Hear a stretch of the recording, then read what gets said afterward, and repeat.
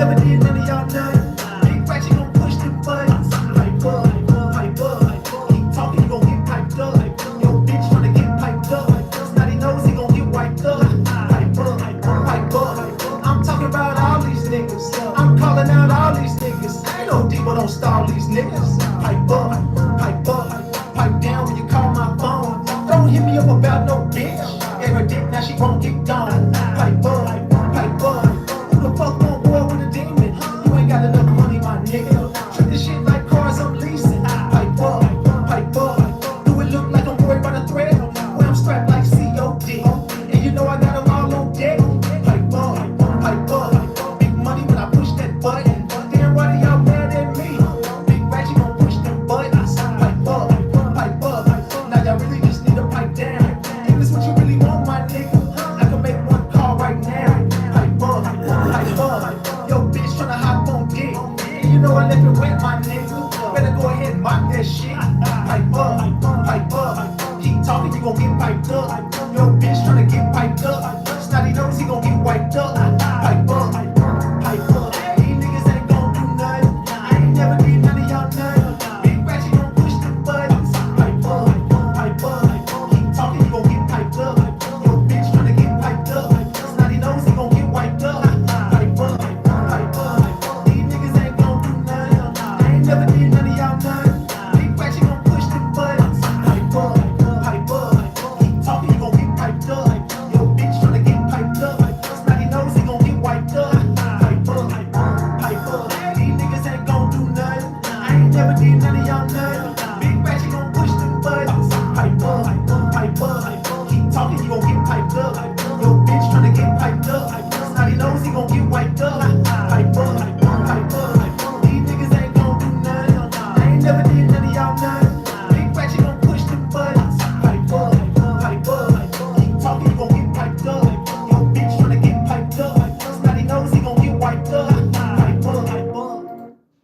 Hey, Norm Tone Bite, Norm Tone Bite, Norm Tone Bite. We back, Ratchet Gang. We back with another one. We back with another banger. Let's get the likes up. Look, you might have forgot. Hell, they might have forgot. But you already know it's the king. Too loyal, Norm Tone Bite, Ratchet TV. Hey, y'all already know, man. Y'all already know. Get the likes up if you in the building. If you're new to the channel, hit that subscribe button. Tap that notification bell so you can get the drop whenever I drop. Alright, so boom. Man.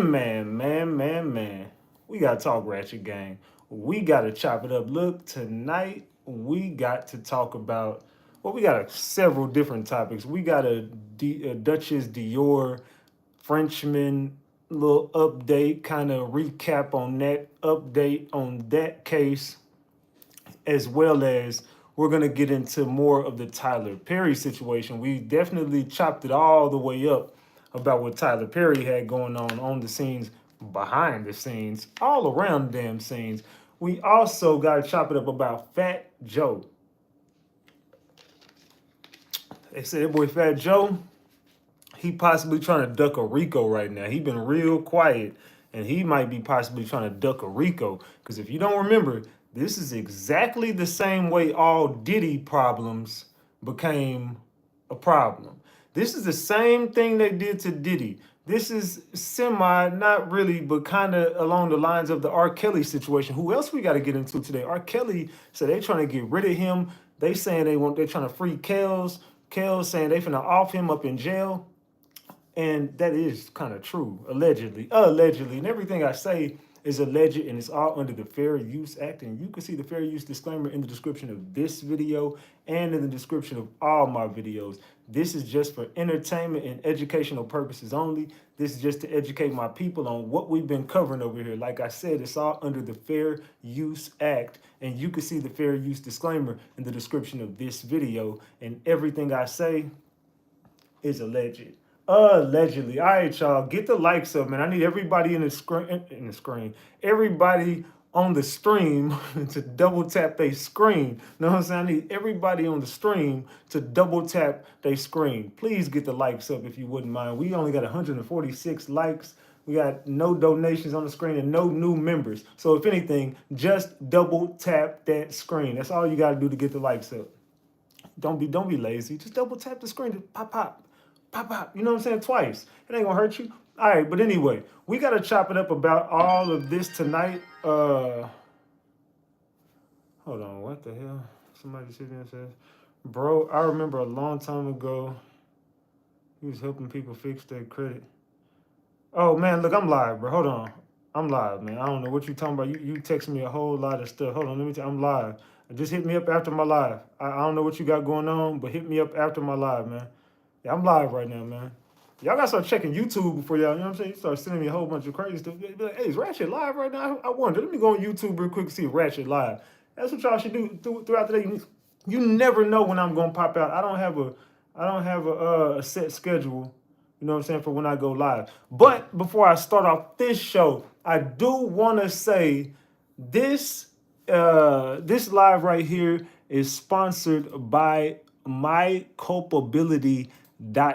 Myculpability.com. And all I gotta say is man, Ratchet Gang. The app has all the features of Facebook, IG, and Messenger, and it's not controlled by big corporations. It's a black created and black owned app. And it has the very important feature of SOS button that immediately contacts your registered emergency contacts and starts live recording. It's great for kids, great for the elderly, and in any situation whenever you want to start recording. You know what I'm saying? So myculpability.com. Let me twist this around.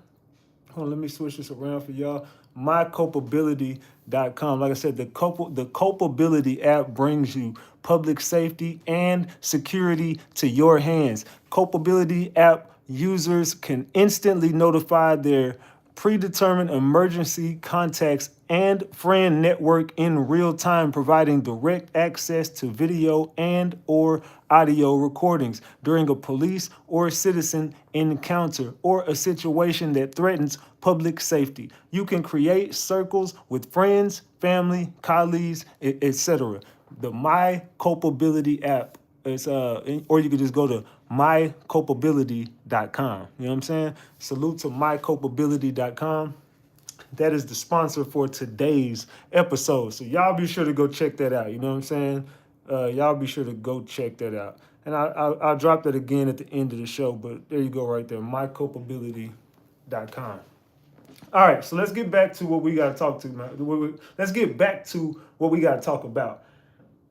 Excuse me. All right, so let's see. What do y'all want to start? Let me do a poll real quick. I should have already did this, but we'll do it live. We watching this live. How do y'all want to start, man? I'm gonna let y'all pick the show. However, whatever order y'all want to do it in. How do you want to start? Do you want to start by Tyler Perry? Do you want to start with Duchess Dior?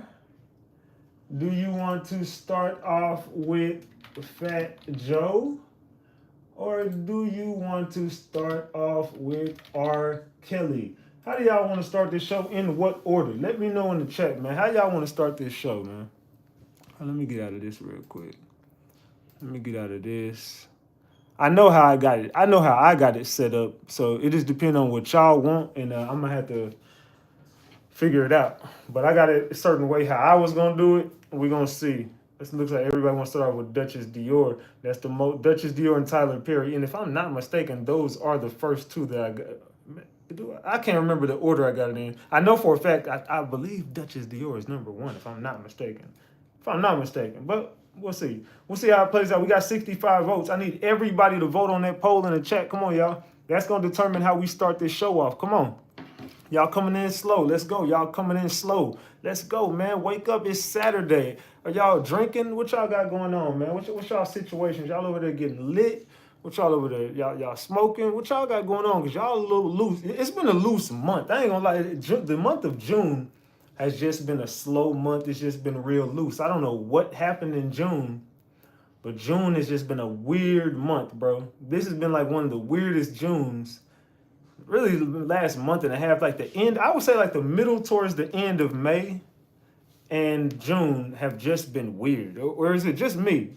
Maybe it's just me and it's just my world that I live in, but for some reason, the month of like the end of May and the beginning of June and throughout June has just been weird. What y'all think in the chat? I don't have a poll. I don't know why. You might gotta leave and come back. You should have a poll. You should have one. It says following the Diddy trial. They said salute everybody in the chat. Salute. Let me see what they saying in the chat, man. I haven't saw you in a while at the Diddy case, bro. Cause I left. A graduation time for a lot of people. That's true. That is true. They said it has been a super busy work month for me. Salute, Honey Trap. Salute. My dog's in there fighting. I can hear him in there fighting. I just had woke him up to let him go potty right before I went live. I should not have did that. Because they up in there like I could hear him. Hold on. Give me a second. Hey. Stop that. Don't lay down. Stop that. Stop. Lay down. No more. Now lay down.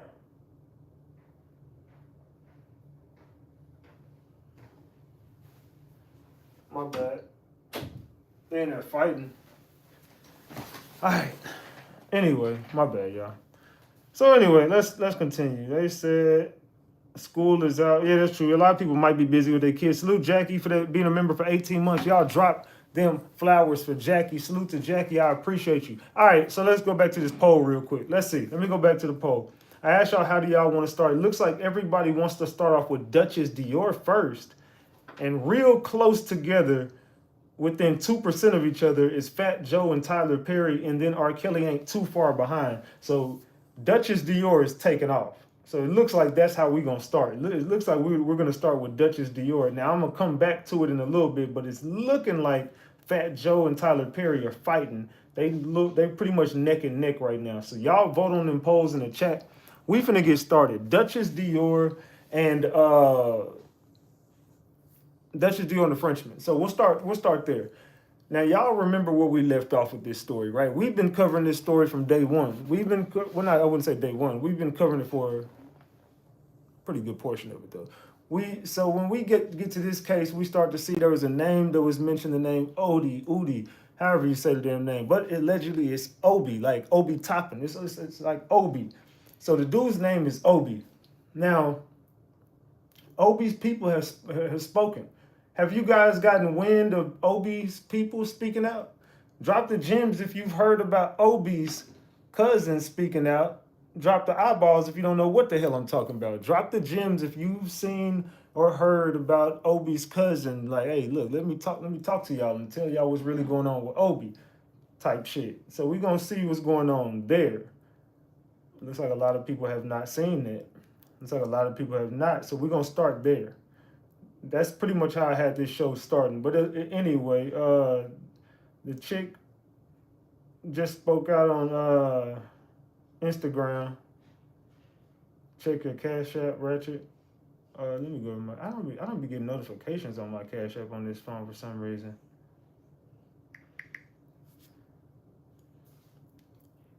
Let's see. Oh, yes, I had to turn my notifications on. I didn't have notifications for Cash App. What in the hell is going on with my Cash App? Hold on.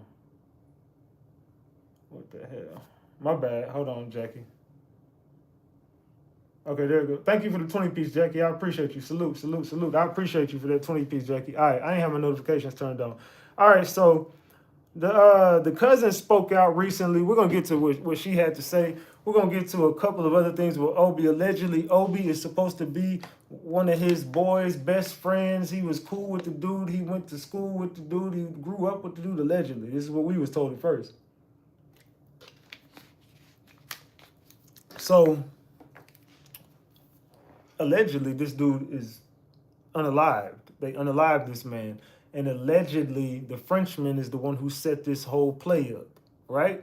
Allegedly, the Frenchman went right to the funeral and looked at these people in the face and had no remorse for what he had did to their loved one, who is Obi, allegedly. That's how the story was brought to us. Now, the woman has since spoken out, and we about to get into exactly what the hell is going on with this lady. We're gonna be like, what the hell she got going on? We don't know yet, but we're gonna find out.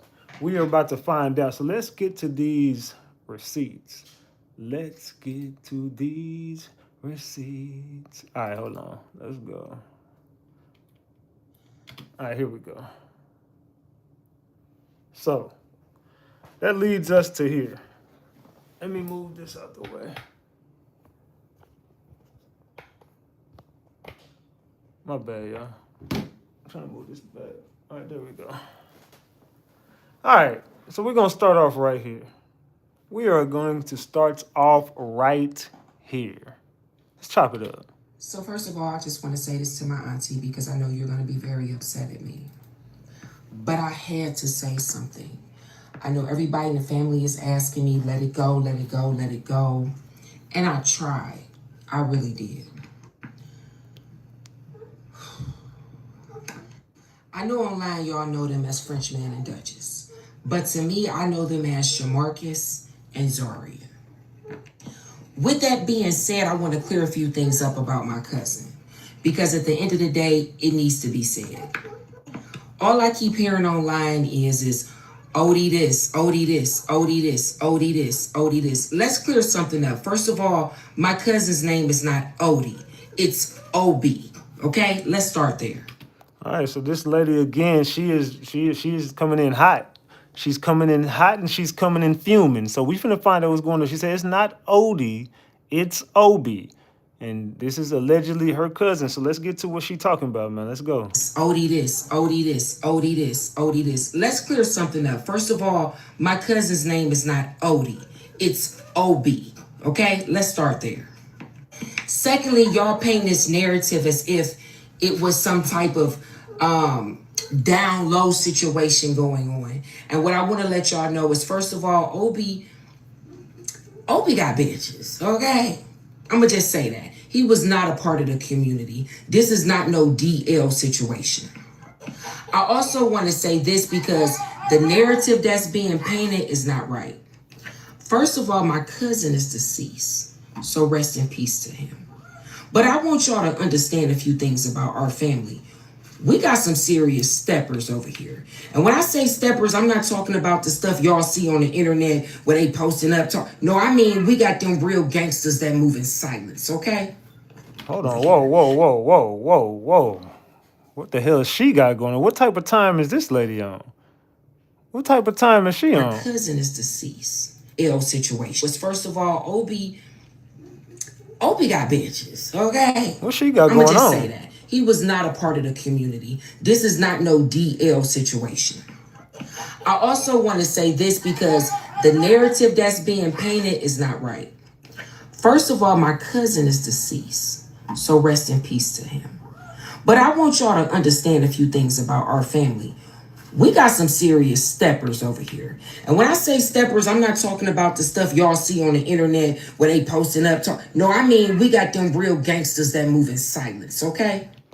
Okay, so she said they got real gangsters and they stepping. So the man is deceased. So we got that part right. He's no longer here. We was one of the people who did come out and say, look, it's not a DL situation. That man was allegedly we finna find out what's going on. We did say he was unalived. So we got that part right. Let's continue, man. Double tap that screen and get these likes up. We should be way past 267 likes. We should be up towards 400 likes right now. Double tap that screen if you're in the building. Let's go. Everybody's sitting here trying to figure out why did Shamarcus do what he did. Well, let me explain to you why. Because there's a couple things y'all need to know. Oh, so he did do it. Oh, shit. Have y'all seen this? Drop the gems if you've seen this. Drop the eyeballs if you have not. Let me know in the chat. Drop them gems if you've already seen this. Drop the eyeballs if you don't know what's going on. First of all, Shamarcus knew that he wasn't going to make it 24 hours. Let's start. He wasn't going to make it 24 hours. He wasn't. So it was better for him to do what he did to himself before somebody else did something to him. Let's start there, okay?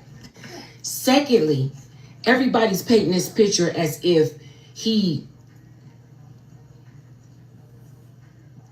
pew-pewed Zaria, or if he Zaria, and that wasn't the case. What happened is that boy put hands and feet on that girl.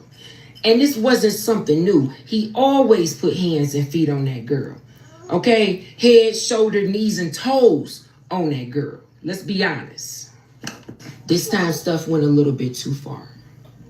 It happens. It went a little bit too far. Rest in peace to both of them. Okay?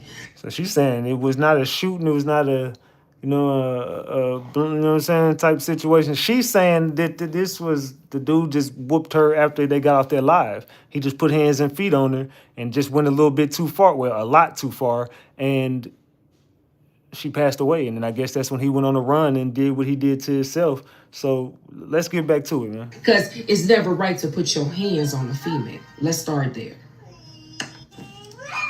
He put hands and feet on this girl so bad that she was unconscious. Now, personally, I feel like she could have made it had she got the medical attention that she needed. But she laid there for an hour and a half. An hour and a half before police had even arrived.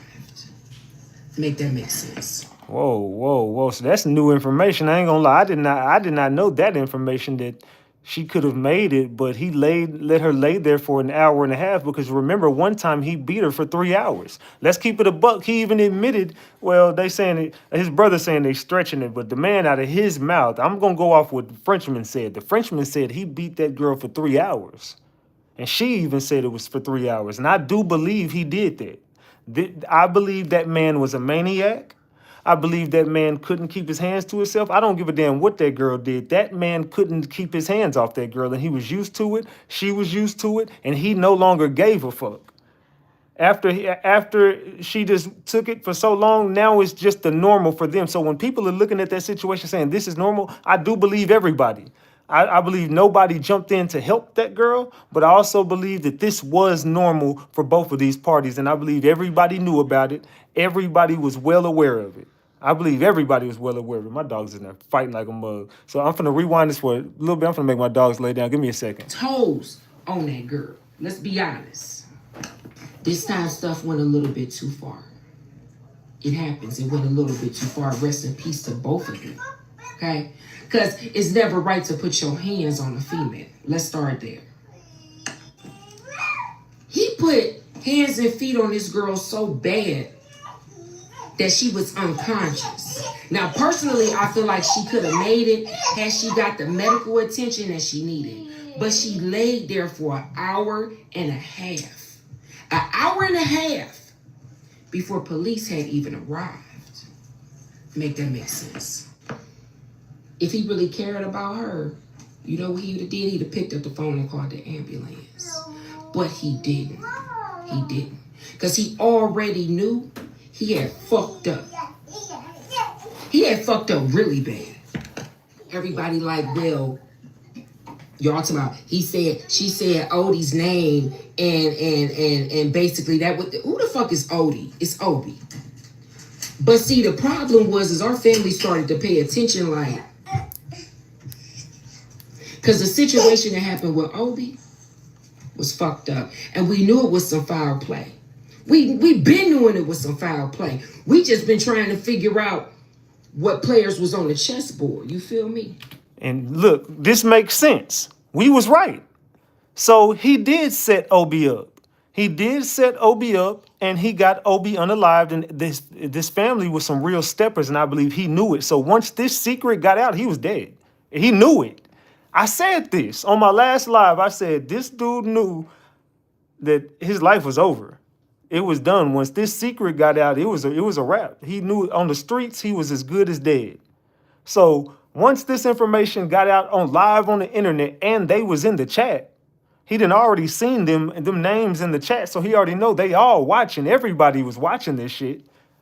This was going viral, so everybody was seeing it. He knew it. They was gonna be famous for this shit. But also she kept saying on that live, oh, I can't tell what happened to Obi. But you see, they've already questioned this dude. That's what I heard behind the scenes. See, they already been questioning the Frenchman about this. Hey, fam, what, you sure you know what I'm saying? You don't know a little bit something looking kind of off with you, my nigga. So they already been looking at this dude like, bro, something is a little, this story ain't really adding up. We hear you, you know what I'm saying? But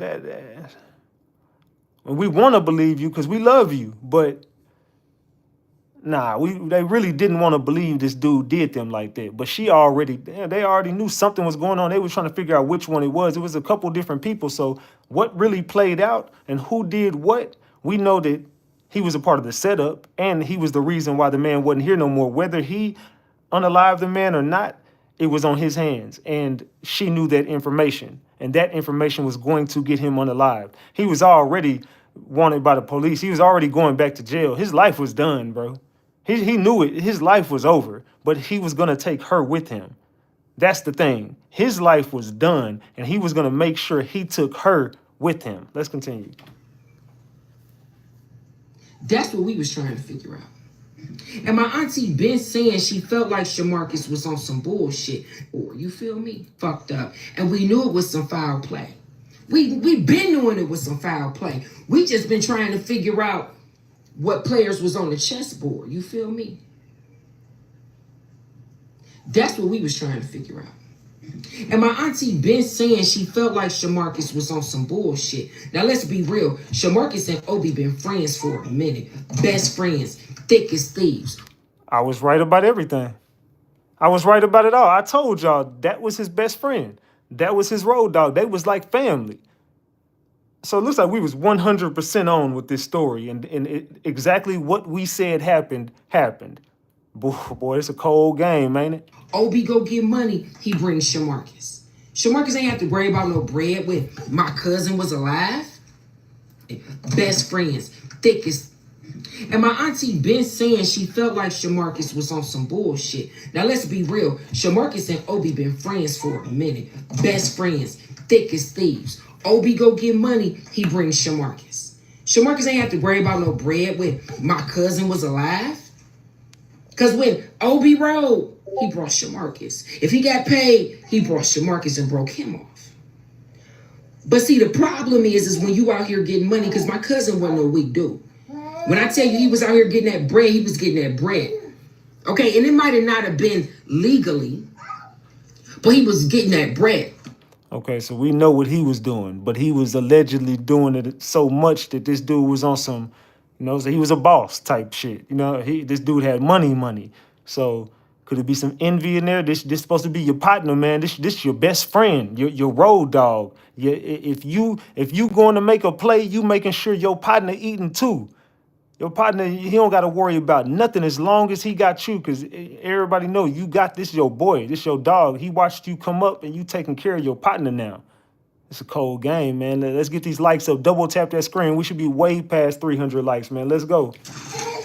And the crazy thing about it is the way he was set up, we kept saying, this got to be an inside situation, because the stuff that these people knew didn't make sense. It got to be an inside situation.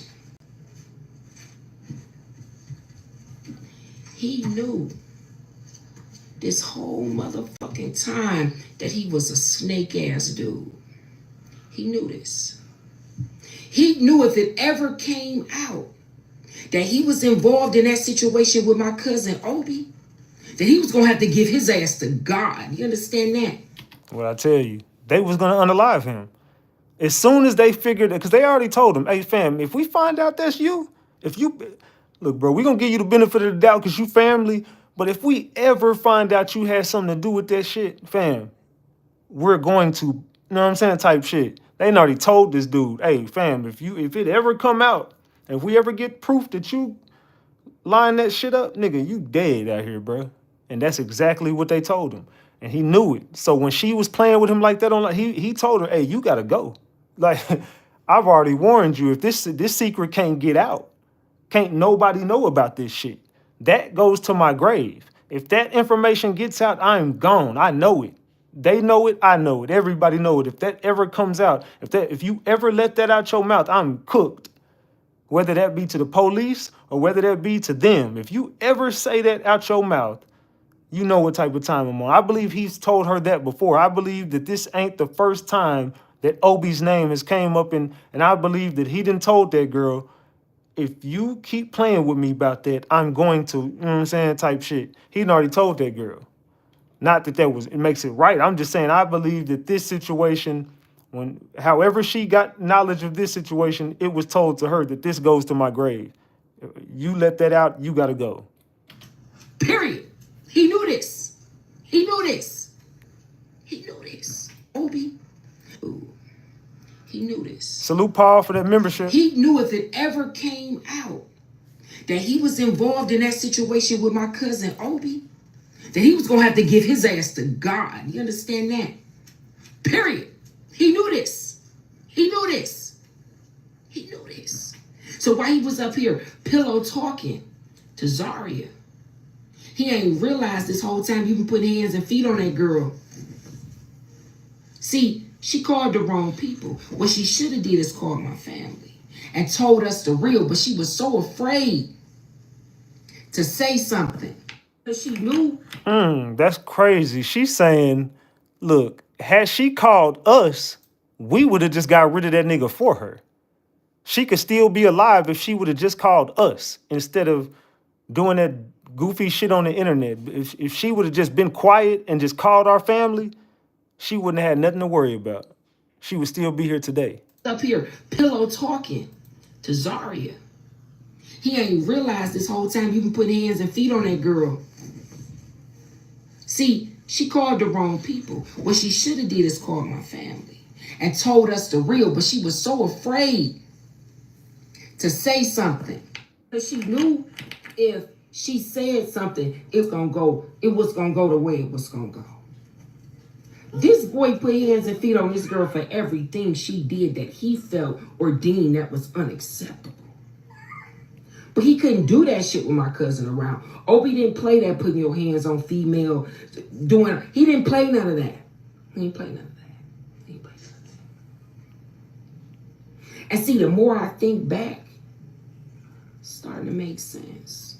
It's starting to make a lot of sense. And my auntie said, don't get on there, Truth. Don't say nothing. Let it go. We got our justice. And I told my auntie, I said, no, motherfuckers need to know the real. They need to know how motherfucking snake down dirty Shamarcus was. Now, I don't give a fuck about your motherfucking family, your brothers, your cousin, your aunties, because they all can get it.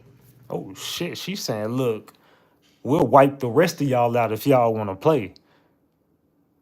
We'll wipe the rest of y'all out if I want to play. Hey, this is some premium Saturday content. Look, I see 375 likes on the screen and not one motherfucking super chat fly across that damn screen. So either y'all finna double tap this screen and get these likes up, or y'all motherfuckers gonna start donating to this damn channel. Cause shit, I'm giving y'all some premium content on this Saturday.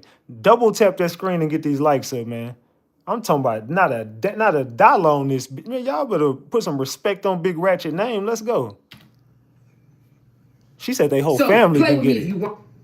Now, I don't give a fuck about your motherfucking family, your brothers, your cousin, your aunties, because they all can get it. So play with me if you want to. I meant that everything on my cousin's grave, they all can get it. So don't come over here with that bullshit when your motherfucking brother is a snake down dirty ass nickel. She mean every word she's saying. Salute to who is that? Salute to Renee for that 10-piece. That shit fits super on the live stream. I appreciate you, Renee. Salute, salute. He know what he did to my cousin. So don't come over here with that bullshit when your motherfucking brother is a snake down dirty ass nickel. He know what he did to my cousin. He know. He know how he set my cousin up. Cause see, the shit that these motherfuckers knew, yeah, it was definitely an inside job. And Shamarcus bitch ass was right there the whole motherfucking time playing puppet master.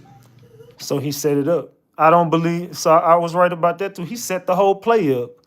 I wasn't sure if he unalived him, which I didn't think he did. It felt like he set the whole thing up and got him unalived. I almost said he set the whole thing up and he's the reason why he wasn't here no more. And she's saying this was an inside job. The people had too much knowledge, too much information on her cousin, and they all knew kind of it was Shamarcus. So the story finally got out. Now the whole family knows about it, but they whole family wants his whole family now.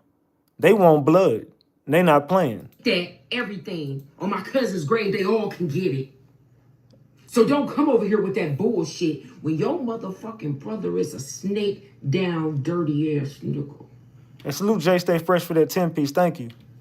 He know what he did to my cousin. He know. He know how he set my cousin up. Cause see, the shit that these motherfuckers knew, yeah, it was definitely an inside job. And Shamarcus bitch ass was right there the whole motherfucking time playing puppet master.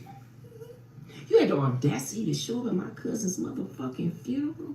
So we was right about that too. He showed up to the funeral and they looked at him like family. Didn't I tell y'all all this information?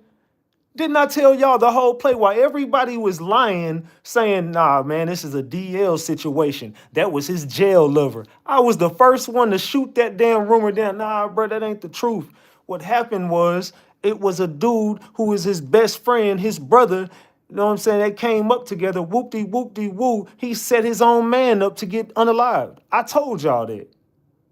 For my bae. Salute to Chatty for that 5-piece. I appreciate you, Chatty. She meant what she said, period. Thank you, Angie, for that 5-piece. Salute to both of y'all. What y'all think about this, man? What y'all think about this? This story gets deeper. He know how he set my cousin up. Cause see, the shit that these motherfuckers knew, yeah, it was definitely an inside job. And Shamarcus bitch ass was right there the whole motherfucking time playing puppet master. You had the audacity to show up at my cousin's motherfucking funeral. You knew this shit was gonna come back tenfold. You knew it. You knew it. And see what people don't realize about Zaria, everybody talking about she was smiling, she was laughing. That girl would do that. She was nervous. She was scared. Every time he would do that, she automatically knew she had to put her hair up. She knew she had to throw some tennis shoes on so she could try to get up out the door because this boy always was on that type of timing with her. I don't give a fuck that she was 6 feet tall. That didn't mean nothing. This is a man you fighting against. But see, he knew when she said Obi's name, it was going to be a problem. Because why you bringing up Obi? What you mean with what happened with Obi? And see, I think she tried to play it off by saying Udi. She tried to play it off because she knew if she would have said Obi, everybody in my family would have been like,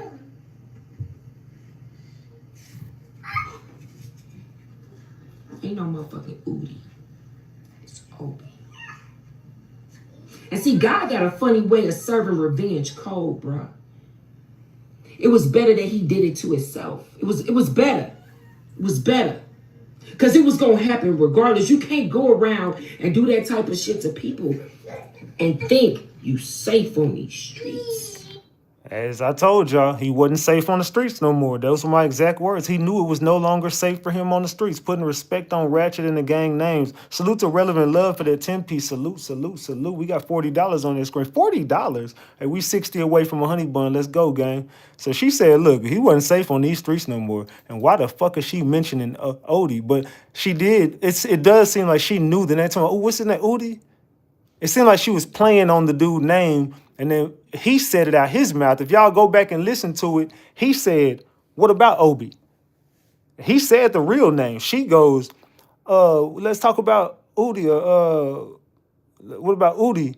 And then she said, what's his name? And he said, Obi? What about him? What about Obi? So if you go back and listen to it, she was playing, laughing, saying Udi, but she was like, he said Obi. Let's go. And see, I think she tried to play it off by saying Udi. She tried to play it off because she knew if she would have said Obi, everybody in my family would have been like,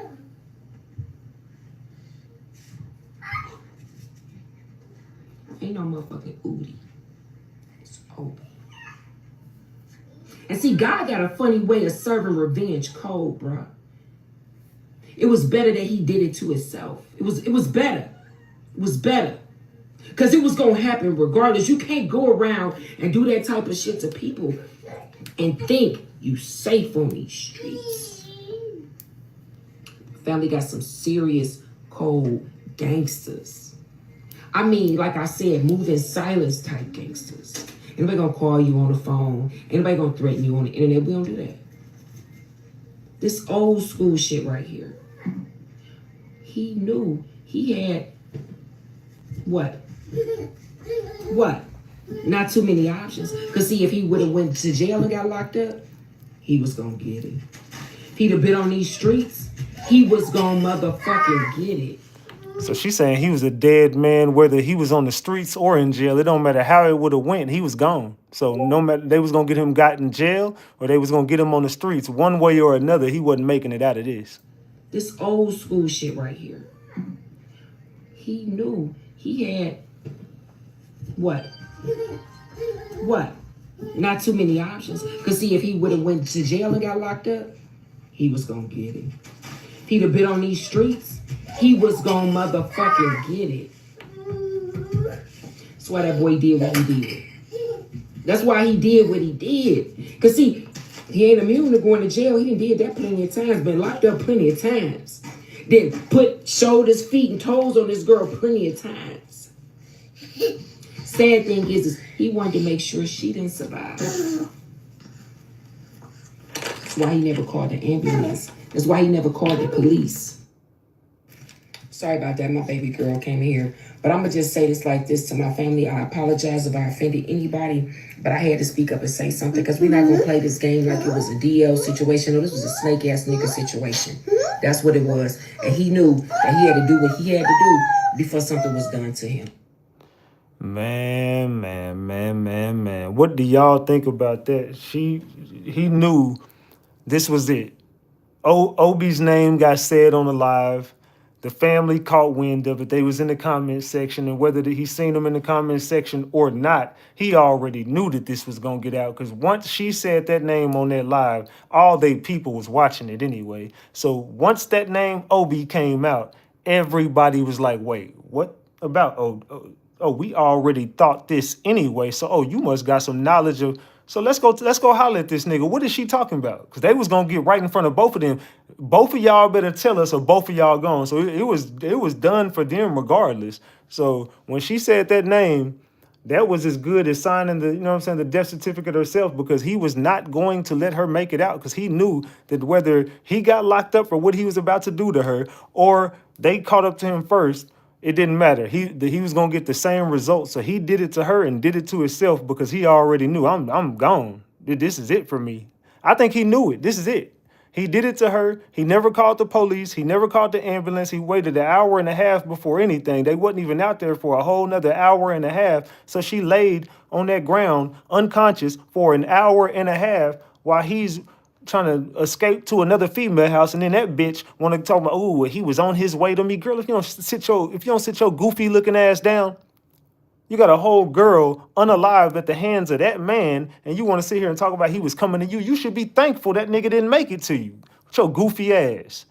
What is you talking about? Oh, he was on his way to me, maybe in another lifetime. Girl, if you don't, I almost told her to take her ass with him. That type of behavior just don't even make no damn sense. You see what talking about mental health. That nigga was fucked up in the head, and then look what he did to that poor girl over there. Not saying she did. Look, she antagonized, but it does not give you a right to just do what you did and then take that girl's life. You just need to leave her alone. You a grown ass man. Control yourself. You a whole grown man, but you shouldn't have been pillow talking and telling her your business. See, that be the issue with a lot of y'all gangsters. Y'all start pillow talking with females, but the thing is, you was putting your hands and feet on the damn girl. So at some point, you didn't think she was gonna be brave enough to say something to your goofy ass. So now you done beat that poor girl to death off of your actions because you did something to your homeboy and she was gonna tell about it.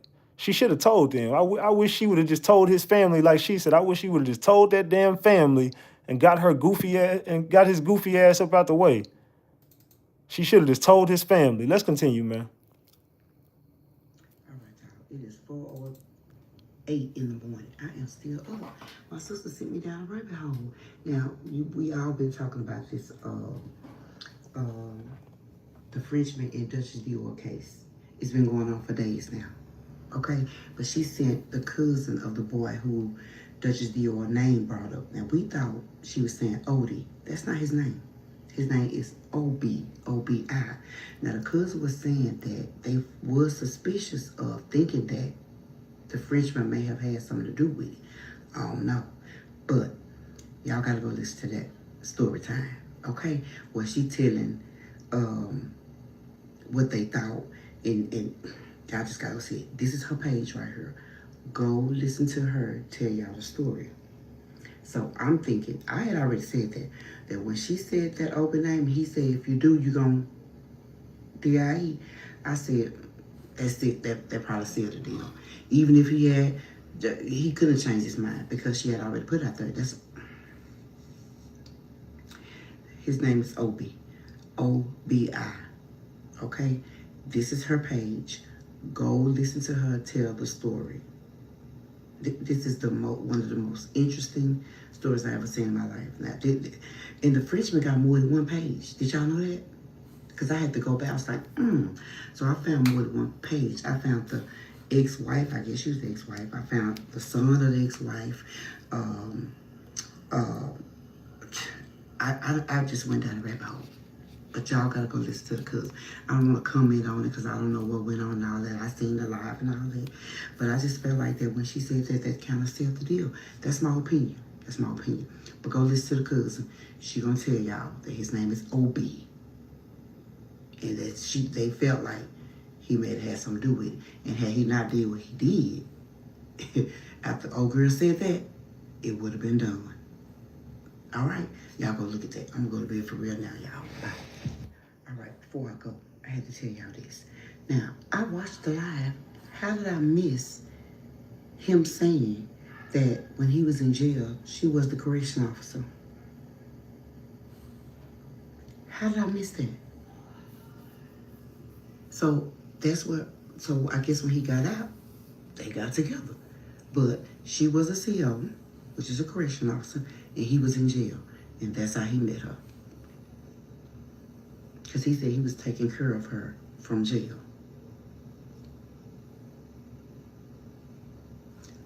All right, I'm finna go for real now. Yeah, it seemed like a lot of people went down this rabbit hole of trying to figure out who Obi was. So now we all got confirmation on who Obi was in the situation, and it's exactly what we thought it was. So what do y'all think about that, though? What do y'all think about the fact that we was right about it, gang? We had that, we was on point about it. So what do y'all feel about it being Obi, the best friend who he set up? How should she have played that? I mean, obviously she was nervous, she was scared, she didn't know what else to do, and I feel like she just did that just to shut him the fuck up and make him be like, hey, bro, look, you know I do got shit on you too. You all on this live airing all my dirty laundry out. You know what I'm saying? The STDs, the interactions I've had with other people, and you just airing all my stuff out. But I have not went on live and said, hey, fam, what about Obi? You know what I'm saying? She was basically just saying, like, what you over here doing all this knowing damn well I'm saving your life. At the end of the day, you're trying to fuck up my entire life, but I'm doing nothing but behind the scenes saving yours. Because if I would blurt this out, you're dead and you know it. If I was to tell these people what you really over here doing to me, you're gone and you know it. So if I go tell these people what you're doing, and then I go tell them people what you did, you're gonna go away and you're gonna be gone when you go away. So if I was really trying to get rid of you, I could get rid of you. Type shit. She's like, I could really get rid of you. And that was her way of telling him. But he was like, hey, you got to die behind this. But I think she was just really trying to get his attention. He said, please stop trying to cap for her. I'm not capping for anybody. I'm just going off of what I seen in the live. This is what I believe. What do you mean? How am I capping or caping? Are you saying capping? Whether you're saying capping or caping, I'm not caping for her and I'm not capping for her.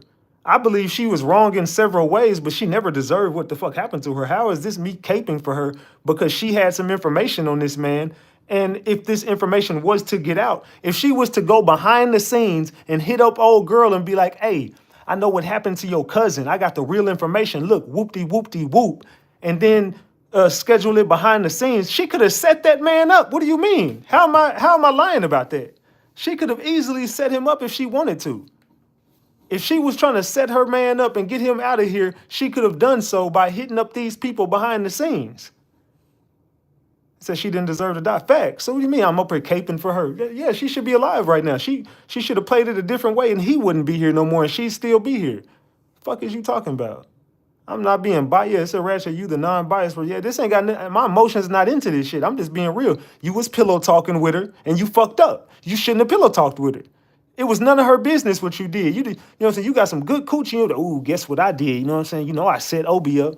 Ooh, for real? Yeah, hell yeah, I set him up and I got the bread. Whoop-de-whoop. Yeah, that's how you had $100,000. You know what I'm saying? You talking about you had 100K. That was your partner money, nigga. What is y'all talking about caping for her? That nigga's a goofy. He stole his partner money too. He pulled the RICO off of paid in full. Nigga, what is we talking about? He set his own man up. He money mitched him. He money mitched him. I don't fuck with niggas like that. I'm caping for her, man. I hate people like that. That dude is a fucking clown. I never want to kick it with somebody like that. That nigga took out his man, set him up just like Rico did Money Mitch. What you talking about? You see that? Hold on, let me turn this down. Yeah, y'all tweaking in them comments. Hold up. It's that.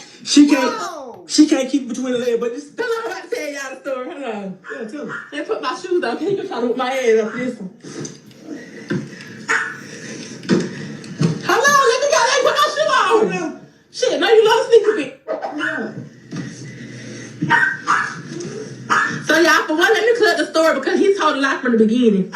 Starting with the squeeze situation, that was a lie. Let me get there. You ain't gotta follow me. They said let me get on the line. So now he told a lie starting with the squeeze situation. He tried to squeeze, and guess I did inbox squeeze and tell him that your Mark tried you. He said, damn, I ain't think he'll do it like that. I said, I'm telling you, I seen it, da da da. I never linked with him.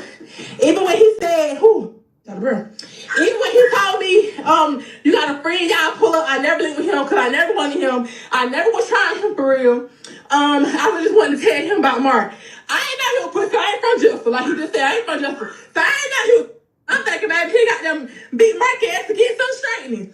Mark lied like he was talking to me. He was talking first. That's a lie. The reason I even knew to say something to him was because I seen Mark talking to Kanaya Rivera. You look on Facebook. Y'all know who that is. I see him talking to her. Okay? You started to lie. You was talking to goddamn Bert too. No. I messaged him. Bert, please get on this line. I never talked to his other ass. And he was asking you, Dad, what you doing with this lady? And I told him I went to the paper. I was on the way to work. I ain't never talked to Bert because he ain't my type of. You said, if anything, I would have finessed that some money. When I talk to y'all, text y'all. First of all, when he said talk, he said text, not talking about lay up, meet with none of that. But she didn't give me no money on. Baby, I don't talk to ain't got no goddamn money, no goddamn motion. No. You ain't gotta have it, you gotta send it. And baby, we still ain't finna link it, we definitely ain't finna. There go Mel. Mel, you know he was how much? An inch of a centimeter from being a bomb, you know. This was just too much. She should have stopped while she was ahead. And I just wish she would have never said that. And she could have played that differently and we would have had different results and she could still be here. Fuck what happened to him. That dude was a goofy and he was going to end up getting popped regardless. It don't matter. He was out of there. He just made sure he was going to take her with him.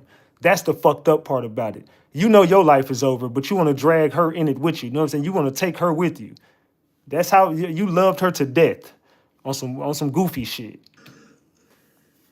Bernard said, Mark, you a gremlin, my boy. Good country ass whooping. Yeah, a good country ass whooping. I'll give me one money. No, see, I ain't saw that a little bit. I had like 100 racks in my account, and she had access to all of them. Why do you think she had access to it? Because he had to tell her how he got it. I set Obi up. That's how I got it. And he gave her access because I'm not stupid. You just was an idiot, fam. You told her what you did. That's why she held it over your head because what you did to her. Okay, if it was more than that, okay, so what? So it was more than that. He stole more than that from the man. She had access to all that. Boom. So here it is. She coming around. We in prison. I'm in prison. I'm in the halfway house. Only thing gonna save out because you know that prison got the relationship you here. Only way we gonna fix this, the only way this shit gonna work, you get married. Here my dumb ass go. You feel me? Alright, here it is. I done married her. Boom. I done married her ass. I come home. You know what I'm saying? Here it is. I done married her ass. So now, when I beat her ass and I'm on the run, she come out and tell me everything. You know, she hot. She telling me everything. Now she spoiled. Nah, you not fucking police looking for me and everything, right? Boom. Y'all stay tuned to this shit. To get beat. I ain't sparing shit. I'm telling everything. I'm exposing myself. I'm exposing myself with this. So here it is now. She talking about, I'm trying to see how many people in there. Girl, you worried about all. Get the hell out that damn house. Talking about, I want to see how many people on the live. Who gives a damn? Quit clout chasing, because both of y'all clout chasing in this moment. Get the hell out the house and go be safe. Home, you know what I'm saying? You know, we buy this damn little land out here in this country ass town in the middle of the winter. Here it is. We split it down the middle. We bust it down the middle. We split it down the middle again. Hey, bro, I'm telling my story, okay? So don't try. See. Look at, he want to control the narrative. She like, bro, we did not split shit down the middle, nigga. You took that. He like, now I'm telling my story, but this is my truth. Boy, if you don't get your goofy ass on. You know what I'm saying? You know, we buy this damn little land out here in this country ass town in the middle of the winter. Here it is. We split it down the middle. We bust it down the middle. We split it down the middle again. Hey, bro, I'm telling my story, okay? So don't try. See, she don't want me to tell the story because she want to see like she just did everything, like she just was bossed up. I took $15,000 out of the Kindle account, and then I had gave you out of 10,000 we split, but then 5,000 I had just gave you 2 days prior. So why you took the 15 out the Kindle account? Did you put it out? Why? What you was saying? Well, shit, since we're gonna use this to go towards our land. You know you ain't got that rich. Okay. I just say, okay, here it is again, long story short. So she signed. So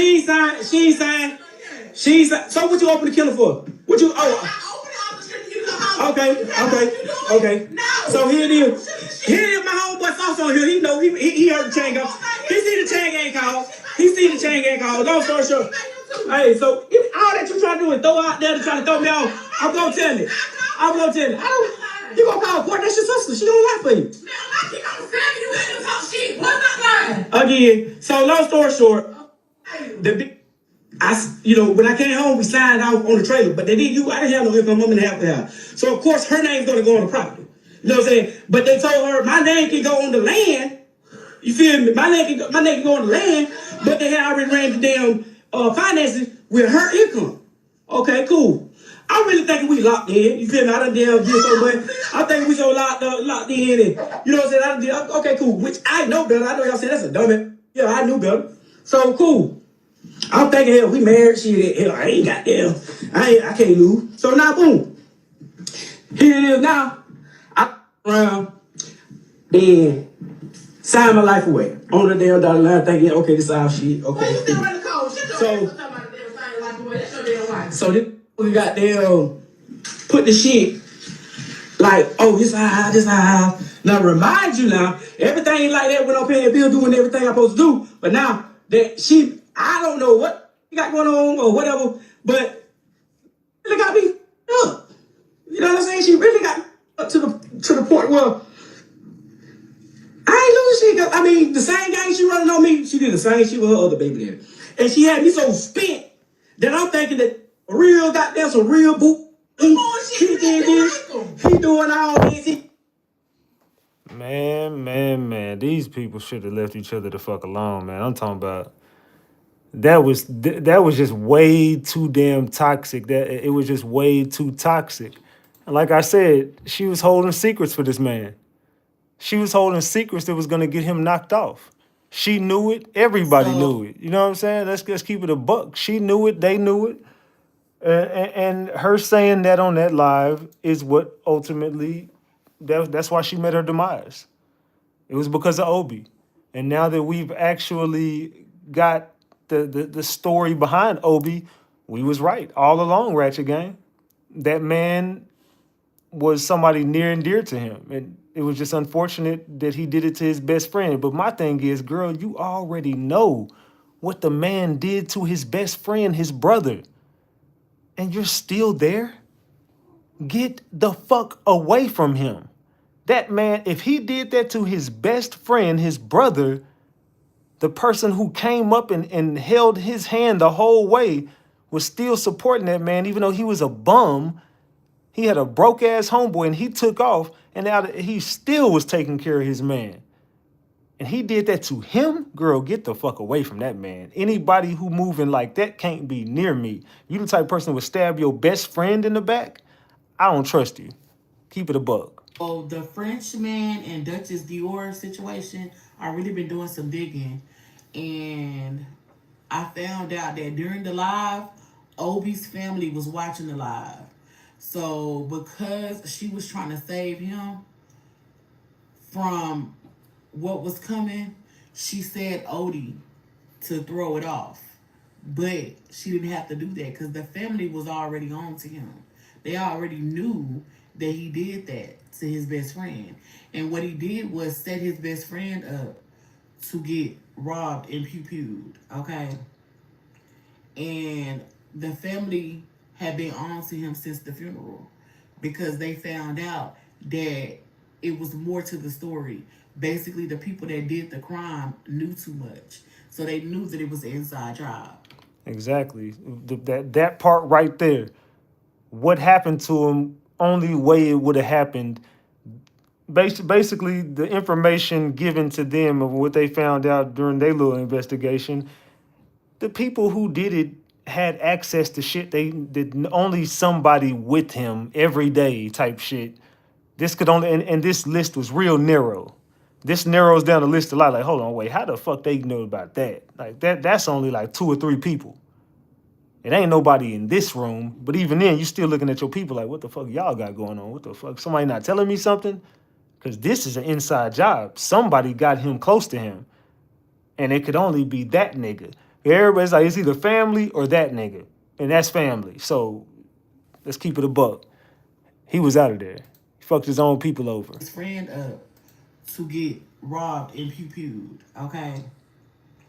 And the family had been on to him since the funeral because they found out that it was more to the story. Basically, the people that did the crime knew too much. So they knew that it was an inside job. So they was already on to him. So he had people coming for him anyway. His days was already numbered. Okay. So when she said Odie and she was laughing, talking about she was putting her shoes on and all that, she was scared for her life. Because they said that that's what she do. She always would laugh and, you know what I'm saying, like, because she knew that he was going to put his hands on her and it was really nothing that she could do. Because she couldn't whoop no man. So everybody been asking, like, what really happened to her? Well, apparently, he beat her till she was unconscious. And she laid there for an hour before the police showed up. And she succumbed from her injuries. That's what happened.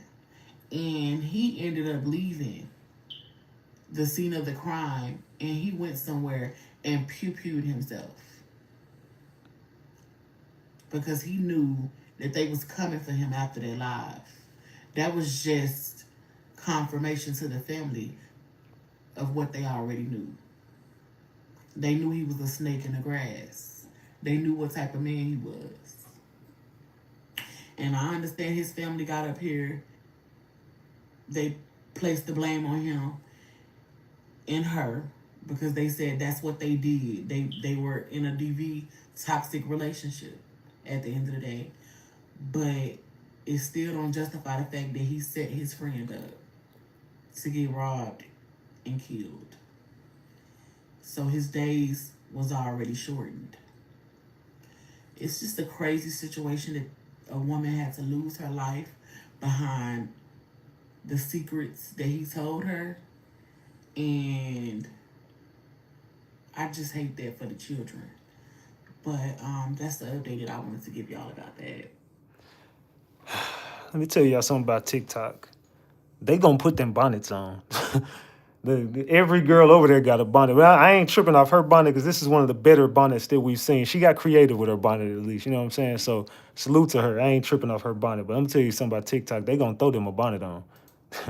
But nah, yeah, the dude, man, Obi, man, she already knew that this was it. This was the last straw that he was gonna take, and she knew it was gonna happen. I don't believe she took it serious, but she definitely knew it was gonna happen. I don't think she took it too serious, but it was gonna come out. Let's get to it. You know one thing? I was trying to see what angle I was going to come at this situation with. But pride is one of the 7 deadly sins.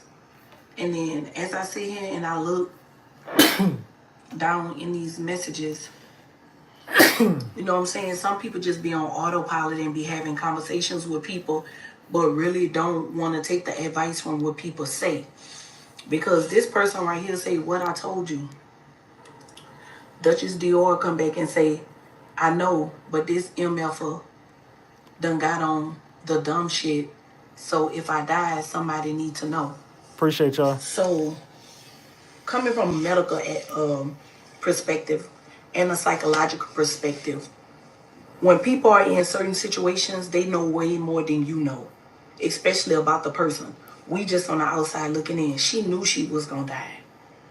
She knew she was gonna die. And it's so sad because there's so many different levels to lead up to these deaths, simply because it was spiritual also. You know, they had to invoke the death angel to come in. You know what I'm saying? Demons and devils. So the devil don't have nothing for you but a body bag. So if you're going to be out here, we already born into sin. So on top of us being born into sin, you know, this is the devil's playground. You going to play with the devil too? Rituals, spells, voodoo, black magic, witchcraft. All that always ends in death. It's just a sad situation that you know it had to be a higher power that consumed both of these people, this couple, simply because they didn't even sit and think about their kids. People talk about out their mouth where, oh, I need to be here for my children and this and that, but your behaviors are showing something totally different. So something had to take over you for you to even just forget about the fact that the kids are not going to have nobody. And see, that pride is what kept her there. You feel like, oh, if I leave, he going to have one up on me. And even a little bit entitlement, I'm not taking no sides. I'm just going off of what I seen and what I heard, paralinguistics and body language. Y'all think she on point or is she capping? Drop the gems if she on point. Drop the caps if she capping. What y'all thinking about this? Entitlement. You having one up on me. The black community have that bad. Because at the end of the day, ignorance will also have you perished. You're going to die because of being ignorant. Or because you got to hold on to this level of pride and this entitlement because of your thoughts and what you feel and what you think and how much you feel like you put in. But people fail to realize when you become a couple, y'all become one. This whole situation is just disturbing. And then there was other spirits added. Alcohol. Alcohol is a spirit.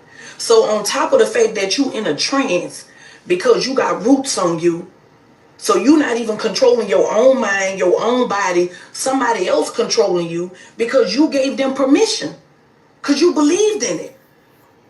That's real shit right there. You gave it permission because you believed in it. You went to someone to read you and do this work or whatever. You went to people to do root work because you believed in that. Now that's a part of you. That's facts. You also consume Hennessy. So all that did was put the devil worship, the witchcraft, and all that demonic shit on steroids for to make it way much easier for you to do what you wanted to do, because that was the whole point. The whole point was to trap you in your thoughts and isolate you to the point to where you didn't have no outlet. And the same thing with her. You hitting below the belt. You hitting pressure points. You know, things that you know. You so hurt. Let me tell y'all something. People be laughing. Y'all seen all that laughing and all that different body language up in there? Man, that was fear. That was uncomfortableness. That was unfamiliarity. Like a bitch not knowing what's going to happen next. Like, you know, she knew what was going to happen, but what I'm saying is the uncomfortable feeling that you get is dissonance. It's a war. It's going on. It's a fight inside you trying to figure out like what's about to happen next. This is just a sad situation, bro, all the way around the board. Like, I just don't understand. Like, I do understand, but I'm using it as a figure of speech. But when DV happens, you know what I'm saying? A lot of times people are so comfortable in the situation, like as if they are exempt from worse conditionings and situations actually happen. Shit, me. If somebody's drinking, somebody's doing voodoo, witchcraft, all of these demonic things, and on top of that, you drinking alcohol, and then on top of that, you, with your mouth, you know the book of Proverbs speak of women in our mouth. So it's just so many different things in this whole situation that just piss me off so bad. And then it's like now, you know, we empathizing or sympathizing, whichever one y'all doing with the family, but them kids are gonna suffer. And the reason why I say that is because it's a lineage of toxic bullshit. Cause you had people that was older than her godmother, who was doing witchcraft. So there's a long line and generation of dysfunction, worshiping spirits, adultery, things outside of God, that was all introduced into their home. And then y'all look at y'all, you know, we speaking on the STDs or STIs, whatever y'all want to call them, the possible alleged HIV, herpes and all that. But all that is secondary. All that is secondary to the actual person, their thoughts, their behaviors, their habits, all the shit that they had going on the inside. That tit for tat shit. Everybody in a small little area had, you know, being intimate with each other. Now you don't know who all infected at this point. I just feel like the whole community should get checked. And it's never a wake-up call. People keep saying history repeats itself. No, history don't repeat itself. People keep repeating the same behaviors. That's what happened. How cognizant do we have to be to understand that? It's not history that keep repeating itself. What is history? History is just a timeline of behaviors that people do, right? Okay then. So, with that being said, it's not history repeating itself. It's people keep repeating the same behaviors over and over and over again. And some people are so desensitized to some women and victims that are in domestic violence situations because they know they're not going to leave. We can't fault nobody but them. And accountability is hard for people to take when they're immature.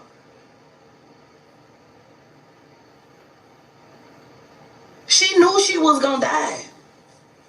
Because I'm more than sure this is not the first time threats have been thrown around the room. You know what I'm saying? Because you dealing with somebody who is a convict. The mentality and the mindset want to be rehabilitated and do better. But guess what? It done been exposed to so much criminal shit to the point to where that's the playground to where that person lives. Criminals is what I'm saying. It's so many different things that are overlooked because people just want to hype up shit to go viral and get views. But at the end of the day, there was no rehabilitation in this situation. Mental health was at its all-time high with both people because she sounded like she didn't have it all either. You know what I'm saying? There was no level of maturity on either parts.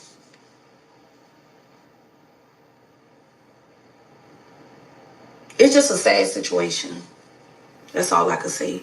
And mental health is real, and I don't understand why people keep trying to overlook it just because people have their preconceived notions about, oh, let's not talk about depression and all these different things about, and misconceptions about what you don't believe. Look, mental health and mental illness is real, okay?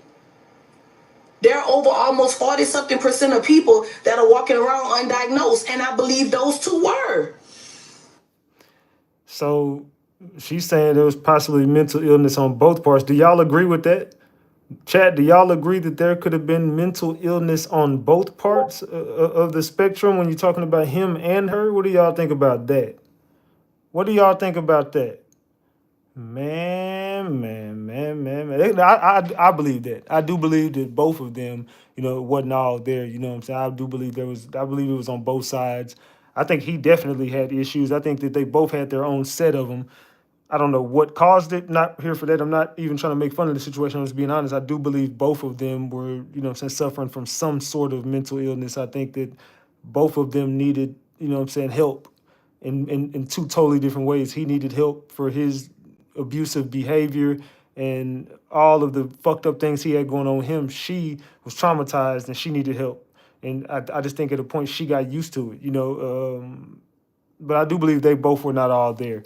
And due to whatever, I don't know the reasonings in behind why they were going through what they were going through. I just know that those were two people who were crying out for help and desperately needed the help. And they had nobody in their corners that was of any good and meant them any good to their lives. So you saw two people crashing out live right there on camera. And the reason why they were crashing out is because nobody was there to save them. Nobody was there to help them. You know what I'm saying? Let's keep that a big buck. 9:30 Let's keep it a buck. last night, the Twin City Police Department and Emmanuel Sheriff's Office say they were called to Fifth Avenue about a domestic disturbance. Deputies. Dad, I gotta die by that. You saw my shit. I gotta die if I tell what happened. Give me my phone. That's crazy, y'all. I ain't really gonna die by this, so y'all don't know that tea right now. Mark done got quiet. Where he at? He right here. He getting mad. He don't like the. That was your first time. About a year. Pay $100 for phone. Never going to pay no bills. So, again, she's saying that, but I was paying bills when I wasn't even staying here in prison. Well, you didn't pay when you stay here, shit. The motherfucker got down had the nerve to try to validate her cheating with me inboxing girls and shit while I'm in prison. Shit, I needed a pen pal. You feel me? I want the pen pal. What you mean? So, she validated that while she ran here getting fucked. Okay, so I come home, back to the point. She get pregnant. My daughter, like y'all done seen on my page. I get caught up cheating. So, she calling my phone. She calling my phone. So, she come and tell me. You hear homegirl in the background, oh, he put his phone on D&D? Girl, get your goofy ass homegirl off the phone. That was the biggest issue that day. Cooking lasagna, my boy.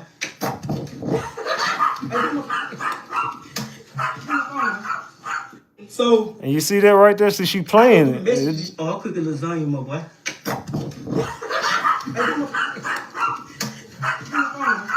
She come and tell me, I'm cooking lasagna, my boy.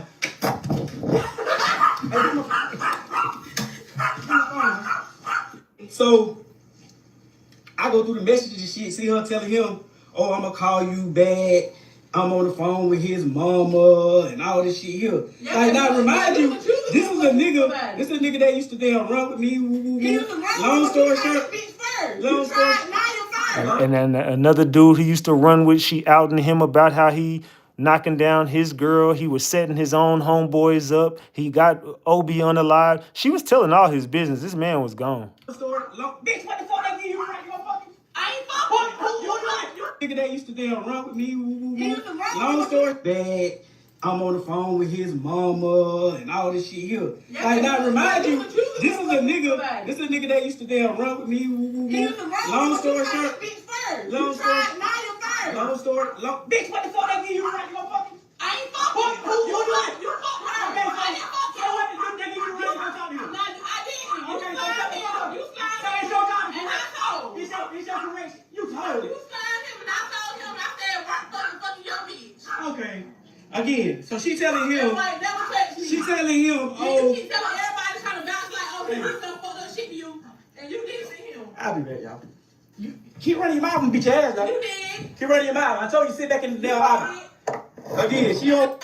She telling all his all his tea coming out. He don't like that. He didn't like this. She was spilling all his shit like, no, you blaming me for you saying this dude smashed me. No, nigga, you hit his girl, and that's the dude you came up with. I just told him what you did to him, and now you accusing me of this and that, but you know that ain't the truth. I only went to him to tell him what the fuck you did. So she's spilling out all his real tea, telling how he do all his closest homeboys to him. So she made sure before she left, everybody was gonna know what the fuck he did.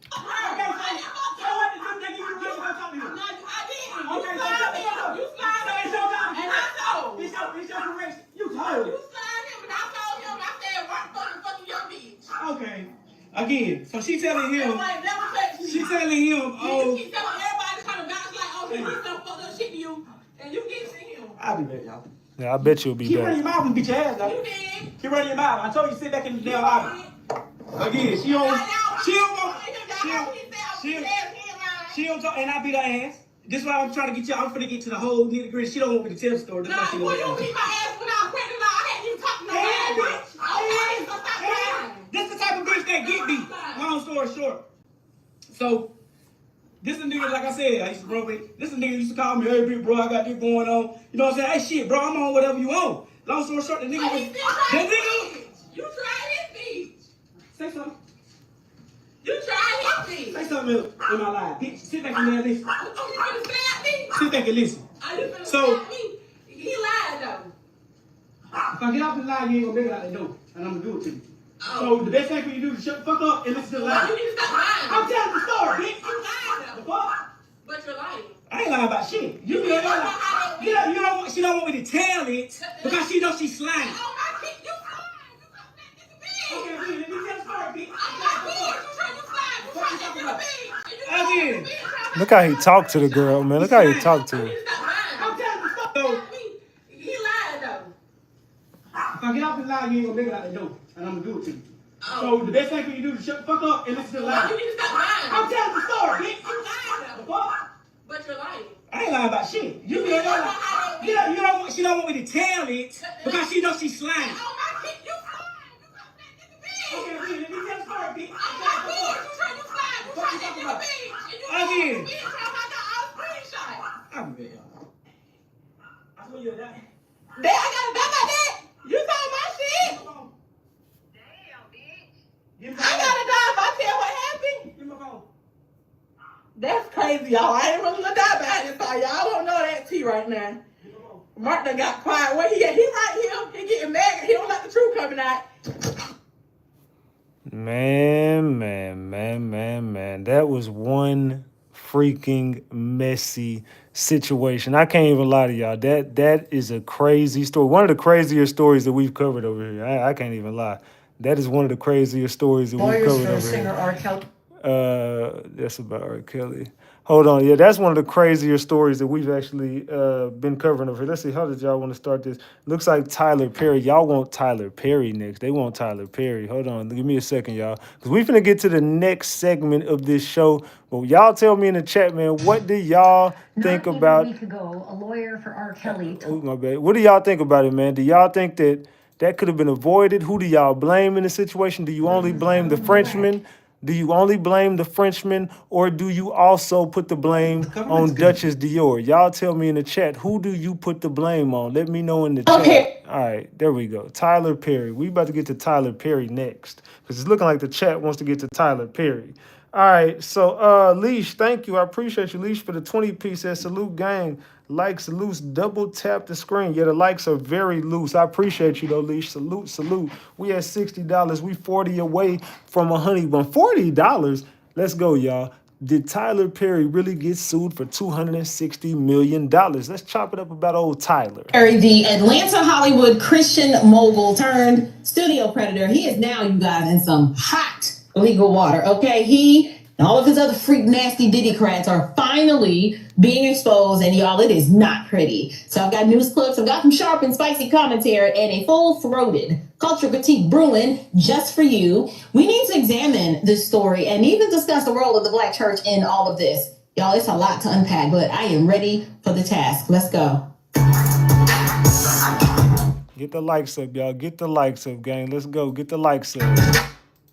Unshakable with April Chapman, where we discuss all things social, cultural, political, and theological from a biblical perspective. I'm your host, April Chapman, and today we're going to be dissecting a $260 million lawsuit against Tyler Perry. Yes, that's the man who built an empire on faith-based branding while allegedly abusing actors behind the scenes. Take a look at this. Filed lawsuit accuses Tyler Perry of sexually assaulting an actor on one of the filmmaker's shows. Actor Derek Dixon has sued Perry for $260 million.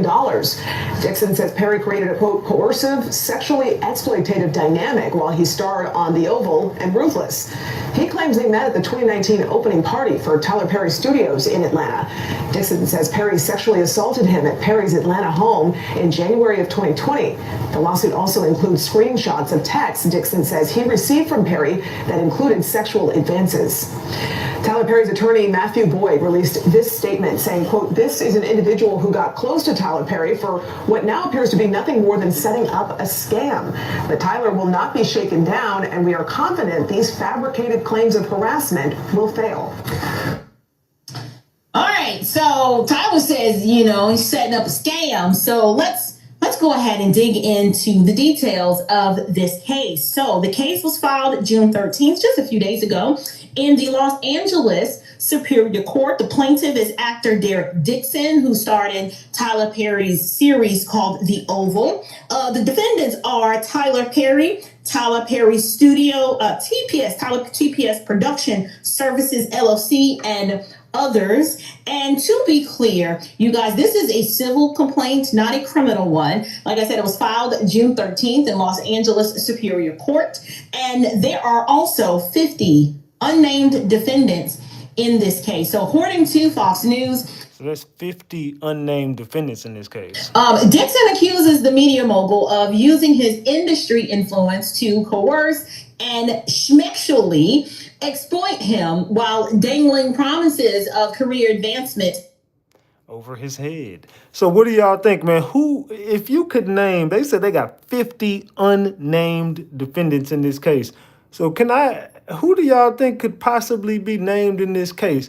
I know we can't name all the 50 names, but who do you think about to be wrapped up into this Tyler Perry situation? I don't know who the fuck else is going to be up in this, but they're saying most definitely Tyler Perry ain't going to be the only. And I think they're talking about celebrities. I could only imagine if it's Tyler Perry, it's got to be celebrities, right? It's got to be actors. It's got to be directors. It's got to be somebody else, music moguls or some shit, right? They say Diddy.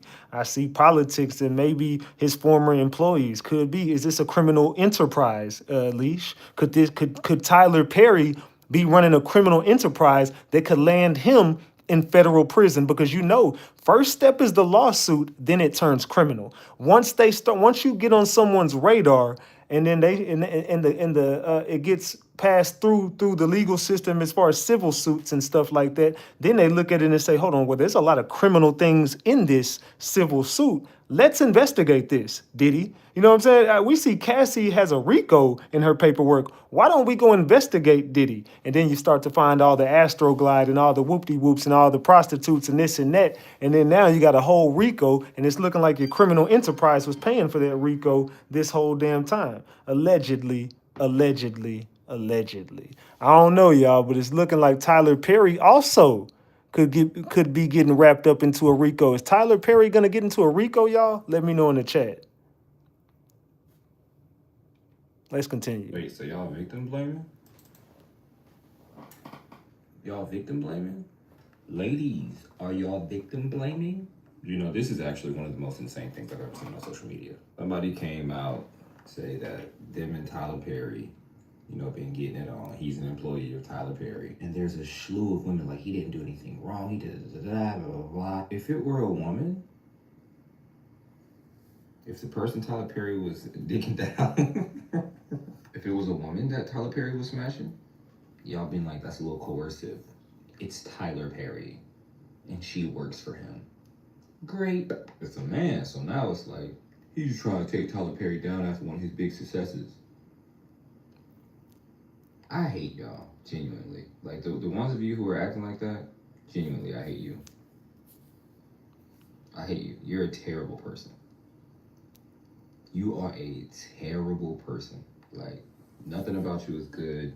I hope that nothing in your life happens in a positive manner. I hope your check engine light soon comes on and it stays on for 2 weeks and there's no problem and you're just kind of like, and right when you get used to it being on and you forget about it, I hope a little knocking noise start and you're like, and I hope that knocking noise lasts for a week, wake you up out your sleep. Then I hope your whole timing belt just snap into a million pieces. And I hope you live in paycheck to paycheck too, so you ain't got nothing to do to fix it. Then I hope you lose your job because you can't get to work because you're on your last warning. Because the way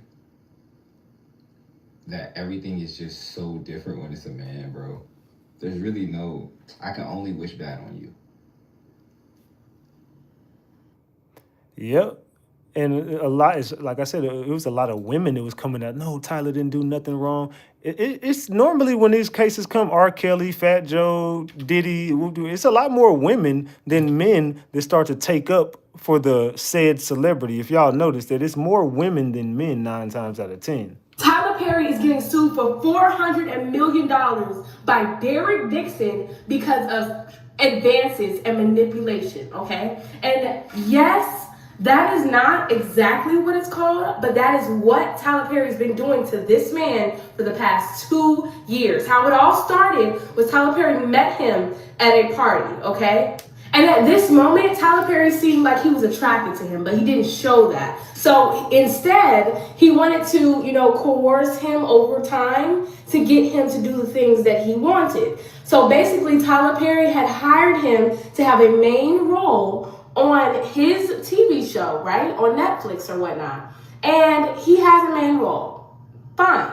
Then turns around, Tyler Perry invites him to his house, okay?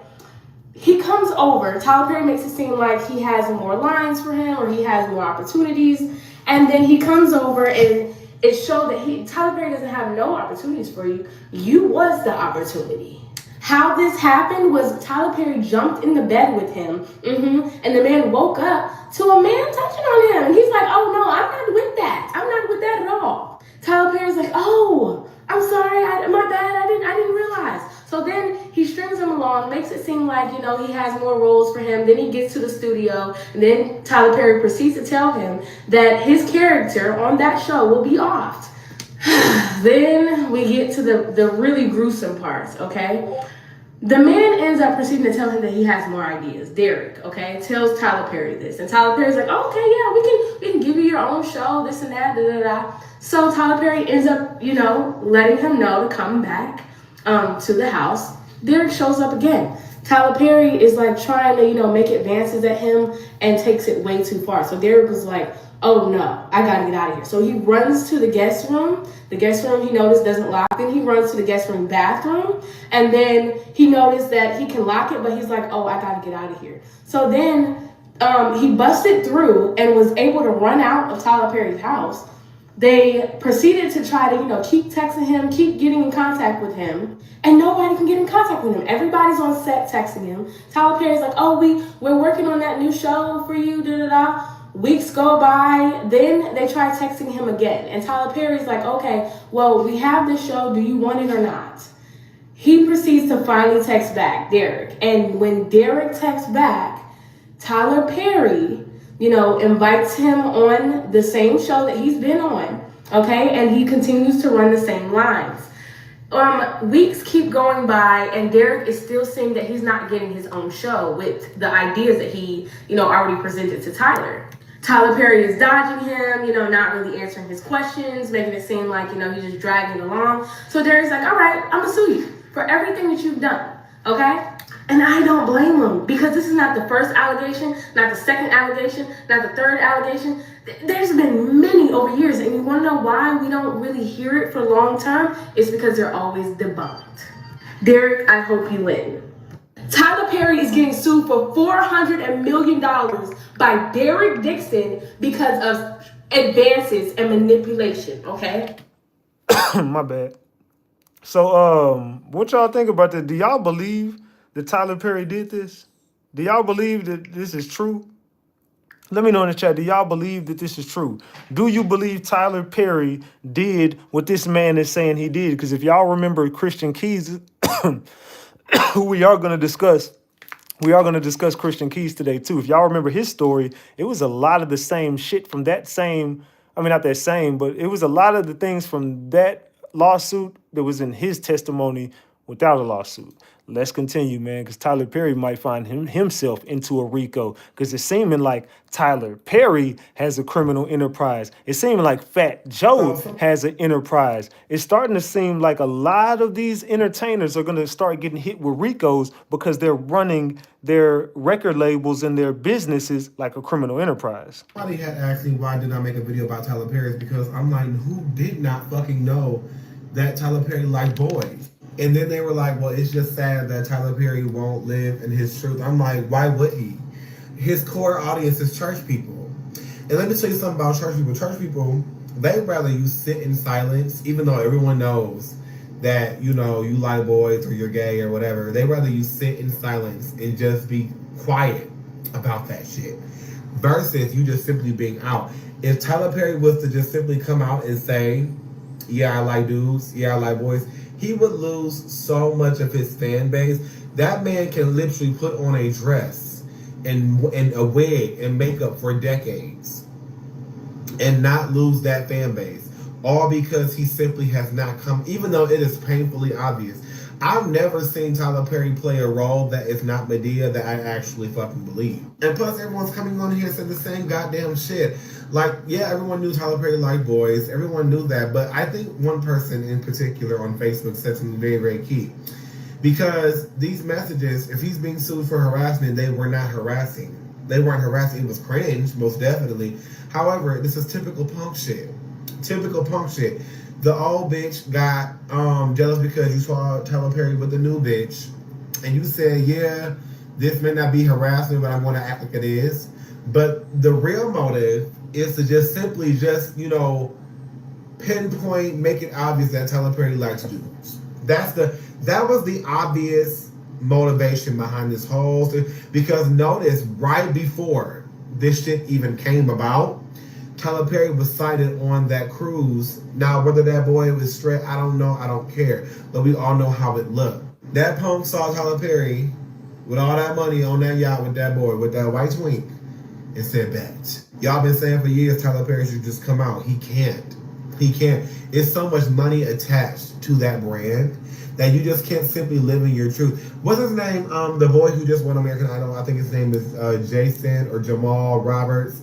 He's about to lose half of his fucking fan base. And I wish you would just kept quiet, because they asked him like today or yesterday, like, what's this sauce about the LGBT, you know, Q, pride? And he goes and with his stupid ass and says, it's a distraction. Boy, if you would have just shut up and lied, just lie. Why do y'all be so goddamn bent on just going again? You just came out. But I just feel like these dudes who like have like homosexual tendencies or like erotica or whatever the case may be, and then they want to play in the gay's face, like what, like, it gets on my nerve, because this whole dance that Tyler Perry is doing, that Jamal is doing, it's all getting on my fucking nerve. I think everybody getting burnt out on the plays being ran, but I gotta say, he was forcing himself on the man, if that was true. So that becomes a criminal offense, if anything. You know what I'm saying? It's definitely a civil case. Let's go. Let's go. It's definitely a civil case. I don't want this one yet. I don't want that one yet. Let's continue. So, Tyler Perry. I don't necessarily care to get on here and speculate whether this man is guilty of sexual assault or not. I will say that I would not be surprised. We all heard what Christian Keys said back in 2023, and we all know who the hell he was talking about, allegedly. That being said, if a court or a jury is able to find Tyler Perry guilty beyond a reasonable doubt that he sexually assaulted this man, I will accept that. But I want to speak to the larger issue. Black men in positions of power, black men in entertainment cannot be openly gay and reach the magnitude of success that Tyler Perry has reached. I can probably name like 4 or 5 anomalies, but when you come out as a gay black man, you are oftentimes subjected to only LGBTQ spaces. These incredibly huge and influential black entertainment systems are not welcoming you with open arms. And that is why I feel a lot of black men in entertainment move the way that they do in secrecy. Wayne Brady gave us the tea. He was afraid to come out as pansexual due to the backlash that he could receive in his career. And no shade, no. Do y'all think that these last two people that I played are right? Do you think that Tyler Perry just could not do it because of who he was? Or do you, what do you guys think? Are these, the last two people that I have played have had the same kind of stance on the Tyler Perry situation? Like, look, he was being in secrecy. He just couldn't because of who he was. He's Tyler Perry. He would never have been this famous if he would have just came out. Do y'all believe that? Drop the gems if you do. Drop the caps if you do not. Do you believe that? Let me know in the chat. See, I clocked that as a child. Only difference with Wayne Brady is the majority of his fan base is not black. Let's clock it. I'm really gonna ruffle some feathers here, specifically black fundamentalist Christians. I get that same vibe with Kirk Franklin and Tyler Perry. But baby, we know they are never going to admit it. I feel bad that Kirk and Wayne are catching strays, but it applies. My issue is, why is being a gay black man the most salacious thing that you can do? There are literal artists out here with confirmed bodies on them, and people still support them. We literally have someone on trial right now who is accused of lacing baby oil and sex trafficking women, and there's a huge backing. Meanwhile, we have these other men who are engaging with men and expecting anonymity, living their entire lives as DL men, and also procreating with women to put on, because they very well know that they will be admonished or ostracized or pushed out of the black community if they were to ever come out. Take it from a black trans woman. I know. I went through it twice, coming out as gay when I was 13, coming out as trans when I was 18. There's this overwhelming understanding in the black community that you can just repent the gay away. You can just not mention it and be accepted. We don't get to be like the Peter Thiels, the Elton Johns, the Anderson Coopers, the Andy Cohen. That intersection is always going to eat black, gay, and bi men and black trans women up every time. And what I wish for career DL men is liberation, because it has to be exhausting. But then again, when you got billions of dollars to wipe your tears, baby, they say money can't buy happiness. I'd sure like to try. And as always, it's your girl Day. Comment your thoughts down below. What do y'all think, man? Could Tyler Perry come out being who he was? Was that person dropping gems, or was they capping? Y'all let me know in the chat. Let's continue. Good evening. Hope everybody's doing amazing.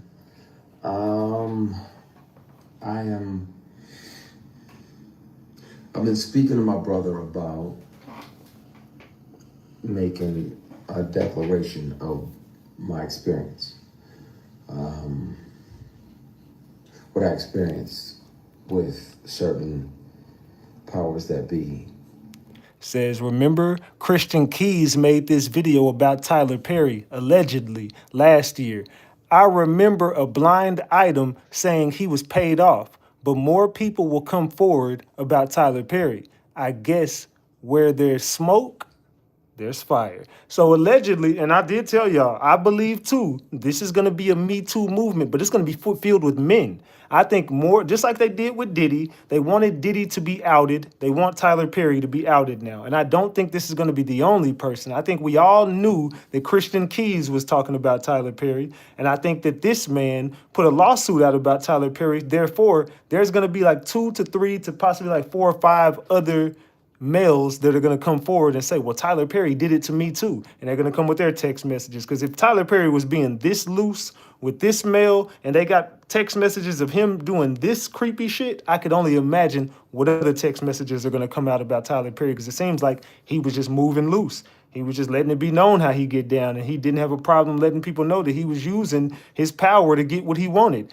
But I do believe some people crumbled to that pressure, and they're going to come for a payday. $260 million you just went for, let me go for $100 million. That's what they're going to do. That were moving inappropriately.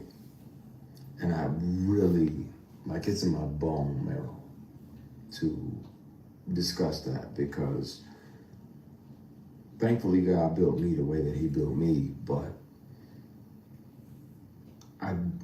I'm not sure, based on this person's claims and brags, that he's literally got. At the same time, this person was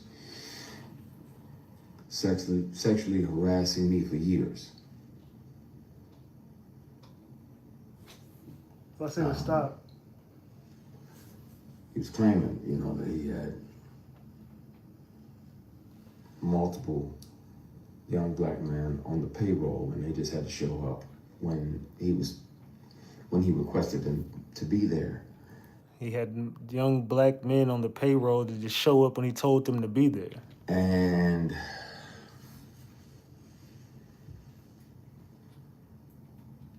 clearly, that's why it felt to him that it was okay to say these things. And I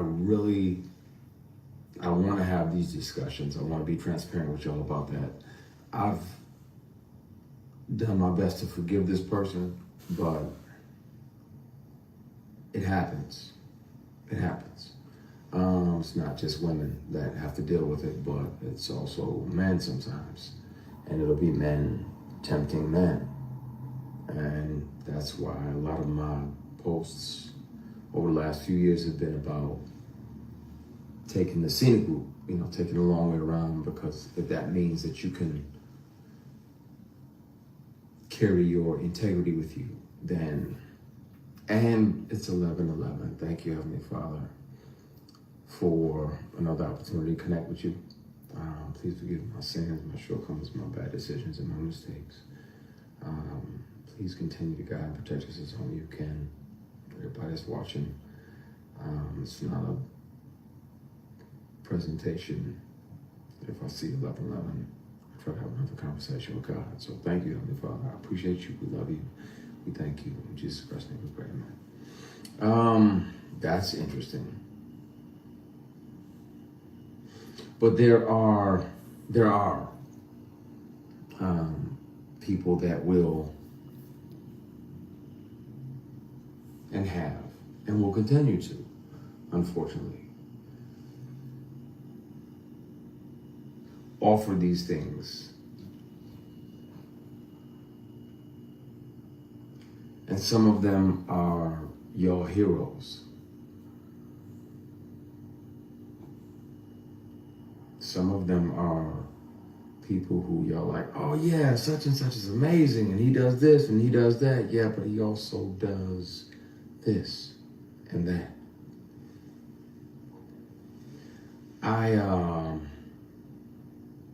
At some point soon, it's gonna have to come out. I've kept one of these on me since 05. Whether it's a keychain recorder or a pen, because most predators would check your phone. And once the sexual harassment started, I was like, well, I gotta protect me, because I'm saying no, and I don't want this person, as powerful as they are, to try to get in the way of my work. So I started recording. So I have them offering me money to take my clothes off. I have recordings when I wasn't working with them or for them. I have recordings of them confessing that, the other guys that they have on the payroll, all of the above. And the difference is... And see what I mean? I told y'all that this was not the only situation, because if you're looking at the verbiage from this man's lawsuit right here, it's basically the same thing he's saying. And it's kind of like the same thing as Cassie. Because when Cassie filed her lawsuit, it was the same thing as this one said. And this one has that. And it's all, the stories start to tangle together, and you start to see that this is a RICO. So if he is using his payroll and the people that he pays, and he's coercing them into a lifestyle that they don't want. I'm just going by verbiage here, y'all.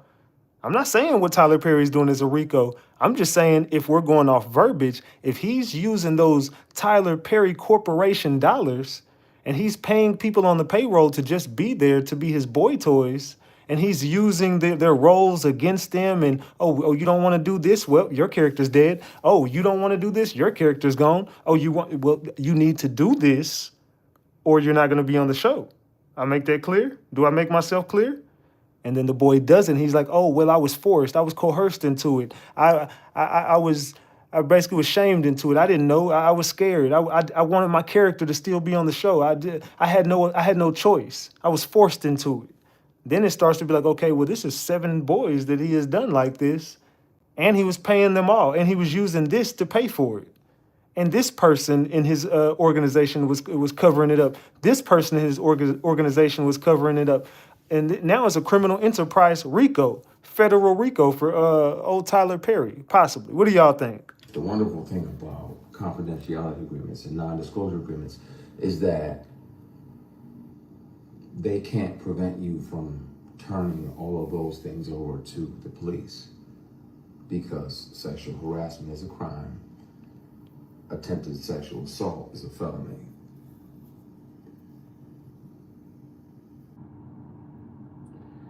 And Tams, you literally just asked, why do we as Black people have to deal with that? But sometimes it's our own people. Sometimes it's our own heroes. Sometimes it's the very people we deify. And we look up like, oh, they're doing so much, they're doing so much. No, they're also doing this. And my only reservation about naming the people, there was directors along the way like, hey, you read for this, that, and the other.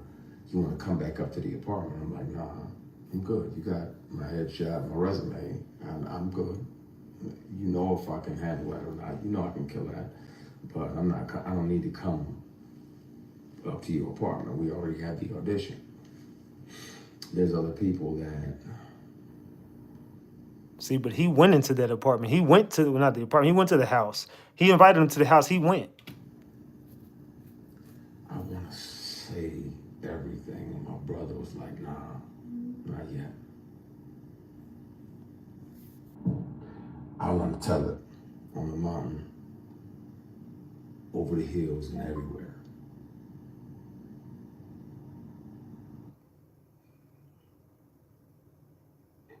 It's gonna have to happen. I'm interested to see which peers are mad at me because it may interfere with their work. But, yeah. You get a grown-ass man that knows that you're heterosexual and you're sleeping off Hennessy in his guest room. Do y'all believe the volume got lower? It's as loud as I'm be able to get it. But do y'all believe that he's talking about Tyler Perry, and do you believe him? Let me know in the chat. Because he says it's safe. Because I know I'm bad, so after a big party, won't say what type, won't say where. I'm asleep. I'm going because I'm 4 or 5 Hennessy's deep. He's 4 or 5 Hennessy deep. He's sleeping. He's trying to sleep this stuff off. I'm not sure what Hennessy's either. And this dude tries to climb in the bed with you. And the dude tried to climb in the bed with him. Doesn't that sound like the same story that this other man is telling? He said that he was 4 or 5 Hennessy's in. He's in a deep sleep. He's trying to sleep the alcohol off. The next thing he knows, a grown man climbs into the bed with him. So you spaz out, push him out, like, what the fuck? Get ready to leave. He apologizes, blame it on the alcohol. And then the man blamed it on the alcohol. And you try to forgive him. So you're like, all right, man. All right, I'm gone. You shake his hand on the way out, and he tries to grab your penis. He said he shook his hand, and on the way out the door, he tried to reach and grab for his Johnson. He reached down and tried to get a handful of his manhood. He tries to shake and grab your equipment. A shake and grab. That's what that's called, a shake and grab. And you spaz even more. Like, what the fuck you doing, man? What the fuck? Oh, my bad. So you go to leave, he tries to do it again. So now you try to leave and he does it. So this is the second time he reached for your meat. First time you was like, hold on, whoa, second time, whoa. What is going on? You just, the man is just reaching for your meat. No, at that point, my only regret is not bringing multiple bones in this person's face. Some big man. So it's called a shake and grab, gang. That is called a shake and grab. So he was trying to shake that man's hand and grab his meat. That's a shake and grab. What the fuck is you doing, Tyler Perry? You over there doing a shake and grab, brother. It's a criminal offense, man. It's a criminal offense, Tyler. Let's continue. Tyler began to This man began exposing Tyler Perry over 10 years ago. Does anybody remember there was a guy on YouTube years ago talking about how Tyler Perry was a mean old queen? They hung out in the same social group and settings. This was during his rise to fame. Whoop-de-whoop-de-whoop. This is about Tyler Perry, y'all. Success was great for Tyler because he began, doing things like going out to restaurants, inviting people to come with him. And I would occasionally go out to eat with Tyler and Eric and then hang out with them. I was kind of a distance person because this was a group of guys that were very kind of flamboyant, loud. They weren't my type of friends. They were just people that they were gay and loud, they were out there. And Tyler was right there snapping his fingers and doing all this type of behavior, and it just wasn't my cup of tea. And I was not comfortable being in a restaurant around these loud, gay, homosexual men. Now, I'm black and gay and proud myself, but my God, the behavior that would take place with this particular group of guys, friends of Tyler's and Eric and them, it just wasn't something I could deal with on a regular basis. So occasionally I would go out to eat with them and we would talk about the plays and Tyler's success and, have great conversations. But one day, in particular, we were at a restaurant called 10th and Myrtle, which was located at the corner of 10th and Piedmont in the Post apartment buildings complex that was just built, was practically brand new. And we met over there for dinner with Tyler and Eric and a bunch of other sissies, about 10, I would say somewhere between 8 to 10 guys. And we were sitting at this table, and I just asked Tyler. Tyler made it clear that he said, look, no one can know that I'm gay. And I'm thinking, what? Are you looking around? Did you see all these sissies you hanging around at this table? Nobody can know that you're gay, and you sit around all these damn sissies. And I said, well, why? Why can people not know that you're gay? And he said, he just told me, he said that if people find out he's gay, he's going to lose the support of the members of the black church members. So Tyler Perry has been playing with God. He's been using God's name for fame. And this is all karma from the Most High. You can blame whatever you want to, but you and TD Jakes been playing for a long time, my boy. I'm going to be real with you, fam. Tyler Perry and TD Jakes be running so many plays and getting so much money in that church house, screwing over these good church people. It's about fucking time that somebody exposed them. I can't stand Tyler Perry and I can't stand TD Jakes. And they will be exposed. They've been playing in that church house for a long time. And they dark secrets that they've been doing within that church house and what they've been doing with the church's money, it's all gonna come out. I've been on TD Jakes for years. I've been talking to y'all about Tyler Perry for years. I've been talking to y'all about Diddy for years. Not the shit that came out in court, but there's some deeper shit that they could put a real RICO on Diddy. I've been exposing all these celebrities for a long time, and the truth is finally starting to come out. Let's go. Now, keep in mind, I have not been to Tyler Perry's plays. I've only seen him on DVD. So I don't know who was going to see his plays. I assumed that they were just everyday African-American people. I did not know that he had such a huge church following. I'm not a church-going individual. I grew up as a Jehovah's Witness, so I really don't know anything about the Black America and the Black church scene, not like Tyler knew. And Tyler knew enough about the Black church scene to tap into that market and design his plays to bring these people out and spend their money. So then Tyler made it clear to me while we were sitting there that this was his bread and butter, and that if they found out that he was gay, that they would in fact stop coming out to his plays. And we argued this for a minute. It was an intense argument because, I'm not a man who hides. I've never hid my sexuality from anyone. So that's someone else who was involved with Tyler Perry saying, look, bro, Tyler be running plays in the church house. Tyler Perry is definitely not who y'all think he is. He definitely is not who y'all think he is. Tyler Perry, your dark secret's gonna come out, Tyler. Tyler Perry's accuser, Derek Dixon, compares him to Diddy, Harvey Weinstein, Kevin Spacey, and more in his recent lawsuit against him. I give you something, you give me something, Tyler Perry says. Lisa, I give you the role, you give me them cakes. I give you the role, and you give me them cakes. Dixon, Scripts for Dicks is the name of this show.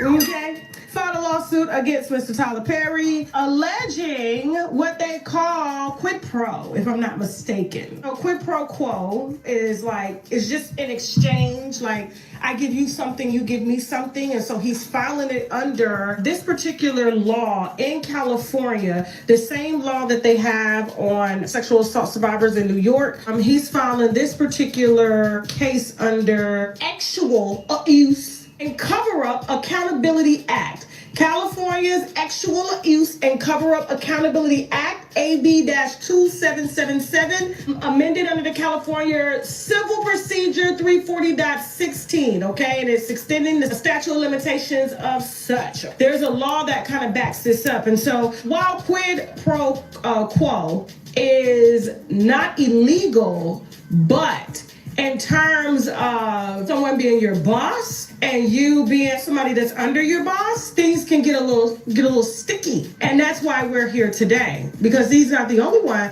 that's came out and made allegations. And he also confirmed, seemingly, allegedly confirmed, some allegations that came out around Christmas time when everybody was coming out. The gentleman today that is suing and filed his lawsuit, that he did attempt to settle, that's Christian Keys. He got out on social media in December around Christmas time saying that he has recordings upon recordings of inappropriate conversations with his boss, trying to exchange gifts with him, in exchange gifts being lead roles or shows or. And it's the same thing. And watch, this gonna be a Me Too movement. Can I get everybody in here to double tap that screen? We need 50 people to hit that like button to get it to 800. Can 50 people double tap that screen right now? We got one new member and $60 on the screen, man. Let's get some support in this damn channel. Double tap that screen. Let's go. Or more money or houses and things like that in return for him to act on Tyler, to play a role with Tyler. Tyler just wanted some private role play. And I want to say this too, that Derek Dixon did highlight Tyler Perry's influence in the community. And I think that's what makes this lawsuit so.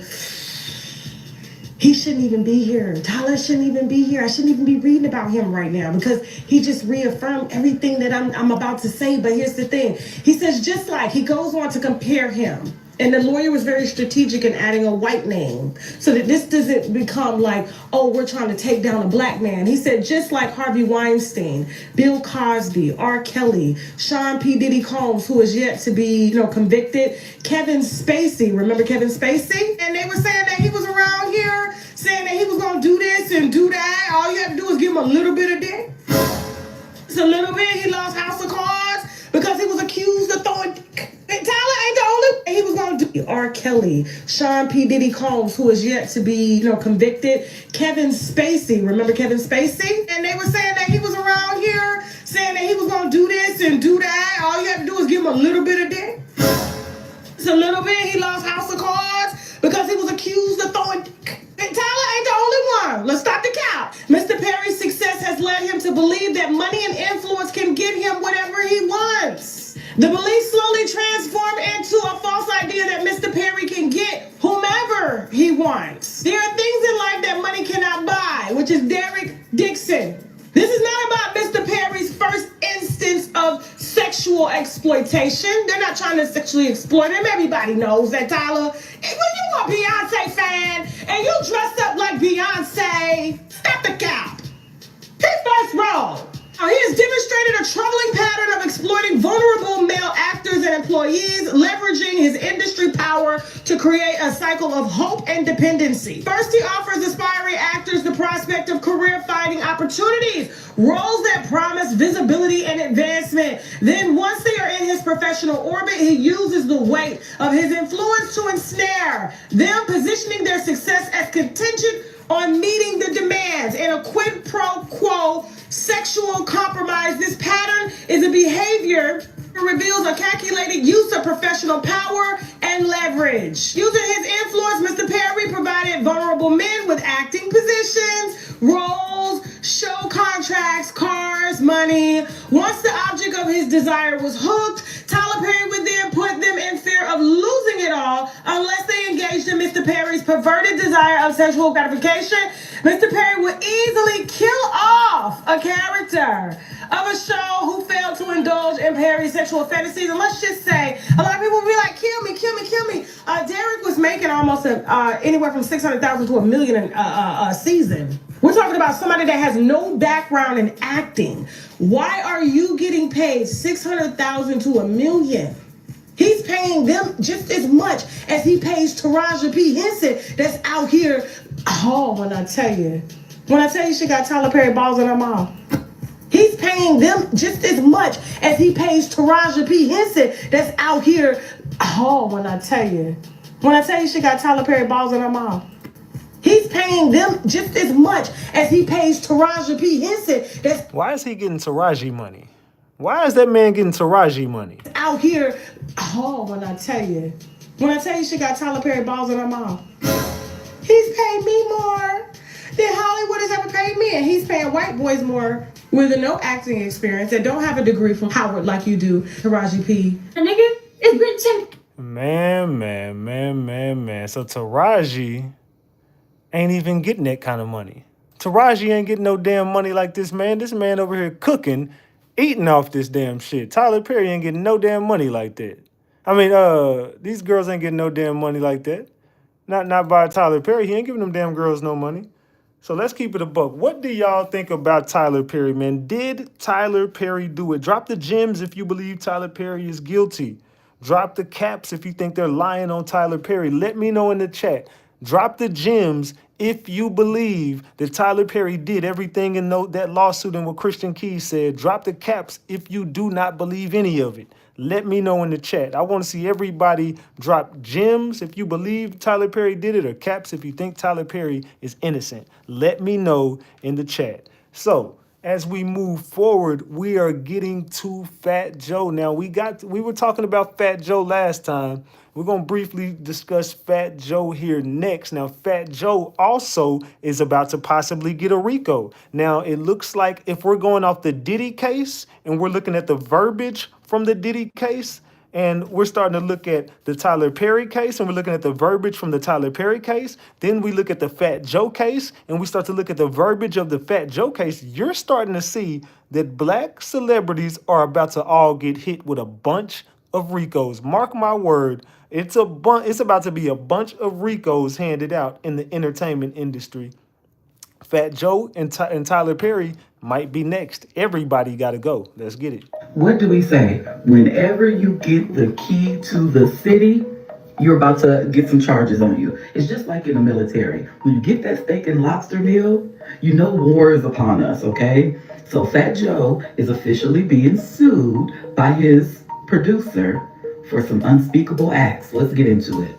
Fat Joe sued for $20 million by former hype man in explosive complaint. Alleges rapper engaged in sex acts with minors and coerced him into more than 4,000 sexual acts to maintain his standing. Terrence T.A. Dixon has filed an explosive lawsuit in federal court against the rapper on Thursday. Dixon is alleging that his former boss, whose real name is Joseph Antonio Cartagena, engaged in coercive labor exploitation, financial fraud, and sexual manipulation, violent intimidation, and psychological coercion. The complaint filed in U.S. District Court, Southern District of New York, details so many disturbing claims about Fat Joe's alleged sexual relations with women, including minors, that it contains a trigger warning on the first page of the 157-page document. Now, I don't know if y'all know this, but his homeboy was Big Punisher, okay? And I watched a documentary years back after Big Punisher passed about how he was treating his very own wife of so many years. And did y'all go back and listen to an old Fat Joe song? I can't remember the name of it, but it actually came across my TikTok today where he was basically saying that it was like he made a song about a young girl that he was kind of pursuing and he liked her and, he'll buy her things and keep her, you know what I'm saying, icy type shit. And he was like, what is she, 16, 17, 18? Like, it was a weird song. I was like, wait, I never heard it. If I did hear it, I didn't pay no damn attention to it. It was an old-ass song. But I was like, hold on, wait.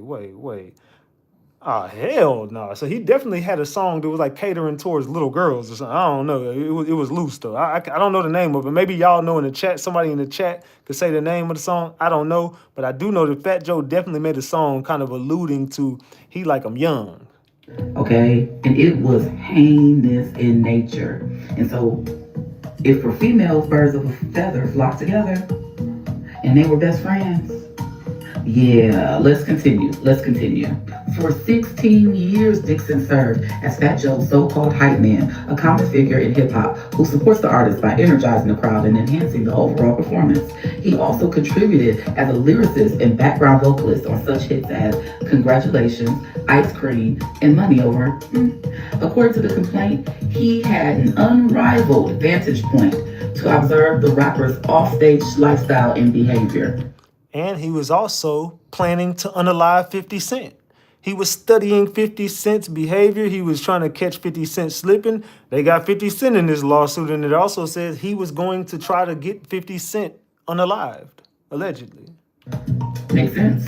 Hype man is the right-hand man, usually, okay? Chuck D, Flavor Flav. Like, your right-hand man was your hype man. Dixon states in the complaint that Fat Joe forced him into humiliating situations, including sex acts performed under duress and surveillance, accompanied by threats of abandonment in foreign countries if he refused compliance. By his own estimation, Dixon states in the suit that he was coerced into more than 4,000 sexual acts to maintain his standing with the enterprise. What do they call that in the court of law? Sexual blackmail? That runs rampant in Hollywood, boy. Rampant. The second that they know your sexual secrets, they be like, yeah, I'm holding this as insurance, and I need you to do the following. Most shockingly, the suit claims that Dixon personally witnessed Fat Joe engage in sexual relations with children who were 15 and 16 years old. That is a damning accusation. It lists 3 such Jane Does, including a 16-year-old Dominican girl in New York who, in exchange for cash, clothing, and payment of her cell phone bill, will perform and other on the rapper. Minor Doe 2 is a Caucasian female and not a United States citizen. Fat Joe began having sexual relations with Minor Doe 2 when she was 15 years old after a concert overseas. It'd be that overseas business, there it is. Defendant flew Minor Doe 2 to New York City and Miami, Florida on multiple occasions. Due to Minor Doe 2's body being adolescent and not fully formed, defendant paid for her to get a Brazilian butt lift. Minor Doe 2 eventually left defendant and is now married to a professional athlete. Oh, but wait, there's more. The complaint also has a Minor Doe 3. Minor Doe 3 is a Latina female who met the defendant when she was 15 years old, turning 16. According to Dixon, the defendant was in love with Minor Doe 3. He even contemplated leaving his wife. The defendant paid all Minor Doe 3's bills and even took her overseas to his tour stops. He brought her to Florida and would put her up in a condo he rented a few blocks from his house with his wife. At one point, Minor Doe 3 and her cousin had a conversation about how Fat Joe, the defendant, should not be fawning over children, with him being in his 30s at that time. And of course, Fat Joe is represented by the celebrity criminal attorney Joe Tacopina. Okay. He got ASAP Rocky off. He got Donald Trump off. So this is what he's expecting. Now, keep in mind, those are just a few of the pieces of that 157-page court filing, okay? So I'm sure there's way more, and it's way more involved and intricate than we could ever possibly imagine, right? Or maybe now we can with the Diddy trial. All I'm saying is, who do we have? Young Thug just came off of something. Lil Durk is in right now, and nobody said nothing about Lil Durk. I find that to be wild. And he got 2 keys to the city before he got locked up. Okay? Who else? We got Diddy locked up. Now we got Fat Joe. ASAP got off, but I think Rihanna had a lot to do with that. The downfall of the music business. It just seems so prevalent. And even though Fat Joe isn't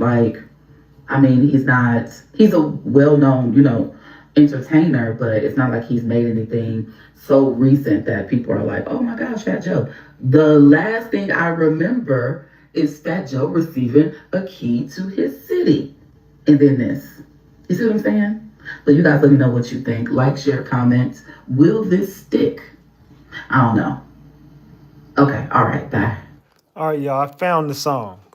All right, so this song goes, Fat Joe starts saying, he starts off the song by saying, loyalty, haha. She was 16, maybe 17. Who you gonna trust? And life goes on. The timing ain't me. It's like, please, going through wrong. Speak the truth. Haha, speak the truth. She was only 16 when I met her. I was playing the corner. Had to scream. One of her niggas, like, get up off her. She was a diamond in the rough. Real neighborhood jewel. You would never see her out lest she coming from school. At first, we started out like sisters and brothers till we finally let it out and started kissing and hugging. And your mom's always dissing me, trying to get rid of me. I guess she figured out I had taken your virginity. She was right, sexing all day. When they wouldn't let me in, we be playing in the hallway, talking all day about the stupidest shit. Like if we got rich, what would we be doing with our chips? And who our favorite rappers, it was Nas at the time. We would memorize every single bars of his rhymes. Summertime, kids playing in the park. I might just ride by, let them sprinkle the truck, and life goes on. Yo, what the fuck? Yo, what in the hell? There goes, she was 16, maybe 17. I was 18, 19, maybe a little bit more. That's what he's saying in the lyrics. He says, she was 16, maybe 17. I was 18, 19, maybe a little bit more. Ha ha, yeah, woof. But life goes on. This shit got deeper. You was having my seed. I couldn't wait to see the little nigga look like me. Sure enough, a little fat guy named Orion kept us up all night, always bitching and crying. I was still singing fast when Flo Joe came out. Things changed, wasn't the same, wanted to hang out. The groupies was chasing me, rudely awakened me, no longer safe for me. This new world is taking me. You deserve so much more than to be mistreated. I was a fucked up nigga, but at least I admit it. Just to be cool, I helped you through school. What the fuck? So you never have to have your own career and don't depend on no fool. Life seems crazy when you look back. I pray to God that you hook up with the good cat. We can look at it like who's right and who's wrong, but I thought I'd let you know through this song that life goes on. Yo, what in the hell? I don't even want to read this shit no more. Fat Joe, you definitely look like you did that shit. I'm just reading these lyrics. You talking about you was 18 or 19 or maybe a little bit more. No, it sounds like you know how old you was when you met that girl. And it sounds like you definitely a creep, Fat Joe. I ain't gonna lie to you. The hell you talking about? The kids would be playing in the school and you would just ride by and let them look at your truck or something. What the hell is Fat Joe? What in the hell is you talking about? Fat Joe, you know them lyrics ain't gonna age well, right? Especially when you finna get hit with all these minor lawsuits with these minors. Major lawsuits with minors, should I say. So we know Fat Joe has a lawsuit. So I'm going to talk about that Also, can this turn criminal? We're following the Diddy trial. Could this go in that direction? To note, he has Joe Tacopina as his lawyer. We know Joe Tacopina from ASAP Rocky's case. So let's get into this. So what is the lawsuit about? The plaintiff is Terrence T.A. Dixon, Fat Joe's former hype man and longtime collaborator from 2005 to 2020. You know, I never heard of him really. I wasn't really checking for Fat Joe in a long time, but I never heard of this guy. Now, the lawsuit was filed June 19, 2025 in the U.S. District Court in the Southern District of New York. Southern District of New York, guys, that's what I'm saying. We don't know. Southern District of New York.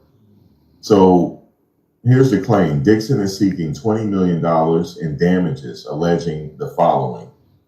As trafficking and coercion over a span of 16 years, Dixon claims he was coerced into performing thousands, he said 4,000 acts with women Fat Joe and associates watched. Accuses Fat Joe of fostering a culture of dominance and humiliation, including organized events on yachts and international location. As with minors, Dixon alleges he personally witnessed Fat Joe paying minors as young as 15 and 16 for acts, providing money, clothes, phone bills, and cosmetic procedures in exchange for oral and other acts. It's craziness. Labor and financial exploitation. Claims Dixon contributed lyrics, vocals, toured logistics, and security services for hits like Congratulations and Ice Cream, but was not properly credited or compensated. Asserts coercive labor tactics, being stranded abroad, financial manipulation, denial of royalties. Co-defendants includes Fat Joe associates Peter Pistol Pete Torres, Richard Rich Player Justicer, his attorney Erica Juliana Moreira, and Rock Nation. He named Rock Nation, accused of enabling and concealing the behavior. Now, so you heard that. Now, Fat Joe has responded to this. Now, he denied this through his attorney, Joe Tacopina. Now, we know Joe Tacopina from the Rocky trial.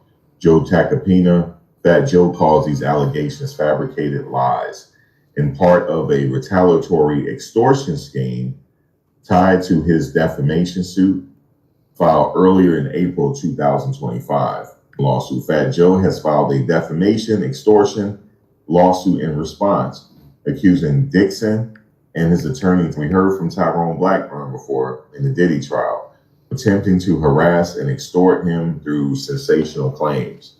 Law enforcement notified. His legal team claims authorities had been notified about the alleged extortion attempt. So he's claiming that Dixon is allegedly extorting him. Why it matters, the severity. Let's talk about that. Accusations of with minors, trafficking, and coercion are among the most serious allegations in entertainment/legal history. Comparison, media are drawing parallels to the high-profile case of Sean Diddy Combs due to similar claims and alleged enterprise-wide misconduct. There are high stakes, with $20 million in damages at stake, multiple defendants, and counter litigation. The case could stretch through federal courts for years. And I was just going to say that this case could drag out for a very long time. And again, we're going to get into this right here. So let's go into what happened next, and also let's go if he turns criminal. The case in its early stages, both lawsuit and countersuits are pending in court. Pretrial motions and discovery are upcoming, during which evidence like testimonies and documents will come to light. Potential outcomes, including settlements, dismissals, or full trial, though that likely won't occur for many months, if not years. This could drag out. This could really drag out here. This remains a very active legal battle. I'll keep monitoring developments and can update once there are filings, motions, and hearings, and so on and so forth. Now, Fat Joe, let's talk about if this could turn criminal. Can this turn criminal? Yes, Fat Joe lawsuit could potentially lead to criminal charges, but it depends on several factors. And we're going to go through those factors right now. Some that I jotted down. There's more, but Salute to Paul, says Saturday night with the gang. Salute and cheers. Salute Paul for the 5-piece. these are the factors that I jotted down. Allegations involving with minors. If authorities find credible evidence that Fat Joe or others paid or coerced minors under 18 into S acts, it could lead to statutory charges, trafficking of minors under federal and state law. This is very serious.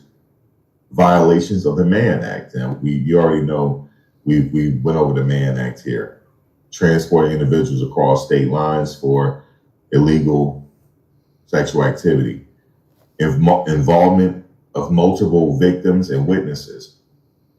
If Dixon claims are supported by other alleged victims or third-party witnesses, prosecutors might open a formal investigation. Note, the civil complaint names numerous alleged locations, New York, Florida, international, which could trigger federal jurisdiction. Possible implications. Now, like I said, this is drawing parallels to Diddy's case. If prosecutors believe that Fat Joe ran or was part of an enterprise engaging in repeated criminal activity, trafficking, coercion, statutory S, they could pursue RICO, Racketeering Influence Corruption Organization Act, RICO, charges just like the Diddy's case. Tyrone Blackburn's legal strategy. Dixon's attorney, Tyrone Blackburn, has referred civil claims to law enforcement in past celebrity cases. If he does the same here, it increases the chance of a grand jury investigation or criminal charges.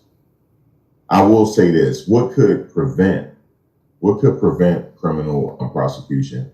Lack of corroborating evidence. Civil suits can be filed with less evidence than criminal charges, which require proof beyond reasonable doubt. We talked about that on this channel. If law enforcement does find enough evidence, no charges will be filed. Expired statutes of limitations. Some alleged acts may have occurred many years ago. If the statute of limitations has passed, especially in cases involving adults, it may block prosecution. But crimes involving minors often have extended or no statute limits, depending on the state, or it involves the federal law. Perceived motive of the plaintiff. Fat Joe's legal team alleges this is an extortion attempt, which could cast doubt on the credibility of the claims. If prosecutors believe the accuser has ulterior motives, they may hesitate to pursue charges without strong independent evidence. The current status, no known criminal investigation at this time. I must say, I didn't see anything. I'm doing a lot of research. There's nothing to say that nothing is going on. No investigation has been publicly announced. If the FBI or local district attorney finds sufficient cause via media, lawsuits, or direct complaints, a criminal probe could follow. Fat Joe strongly denies all claims, calling them lies and extortion. Bottom line, civil suit ongoing, Dixon suing for $20 million. Criminal charges not yet filed, but possible depending on the evidence. So that's what I have right there. And like I said, I don't really have anything personal to say about it, just waiting to see what happens for Fat Joe's case and see where it goes there. But I will be keeping up on this. I will be keeping up on Fat Joe. We'll see what happens. Guys, I'll catch you on the next one. Man. Fat Joe, it's looking like you probably did that shit, though. I ain't gonna lie. Especially when I looked at them damn lyrics. Fat Joe, I don't know what you got going on, but it's about to get real loose for you, Fat Joe. So you better hope you didn't do that shit. And you better hope they don't got sufficient evidence, because it sounds like they probably do. And this dude was your hype man, so I'm pretty sure he gonna come with some receipts. And it's gonna come with a whole me too. But you might be cooked, bro. I ain't gonna even lie.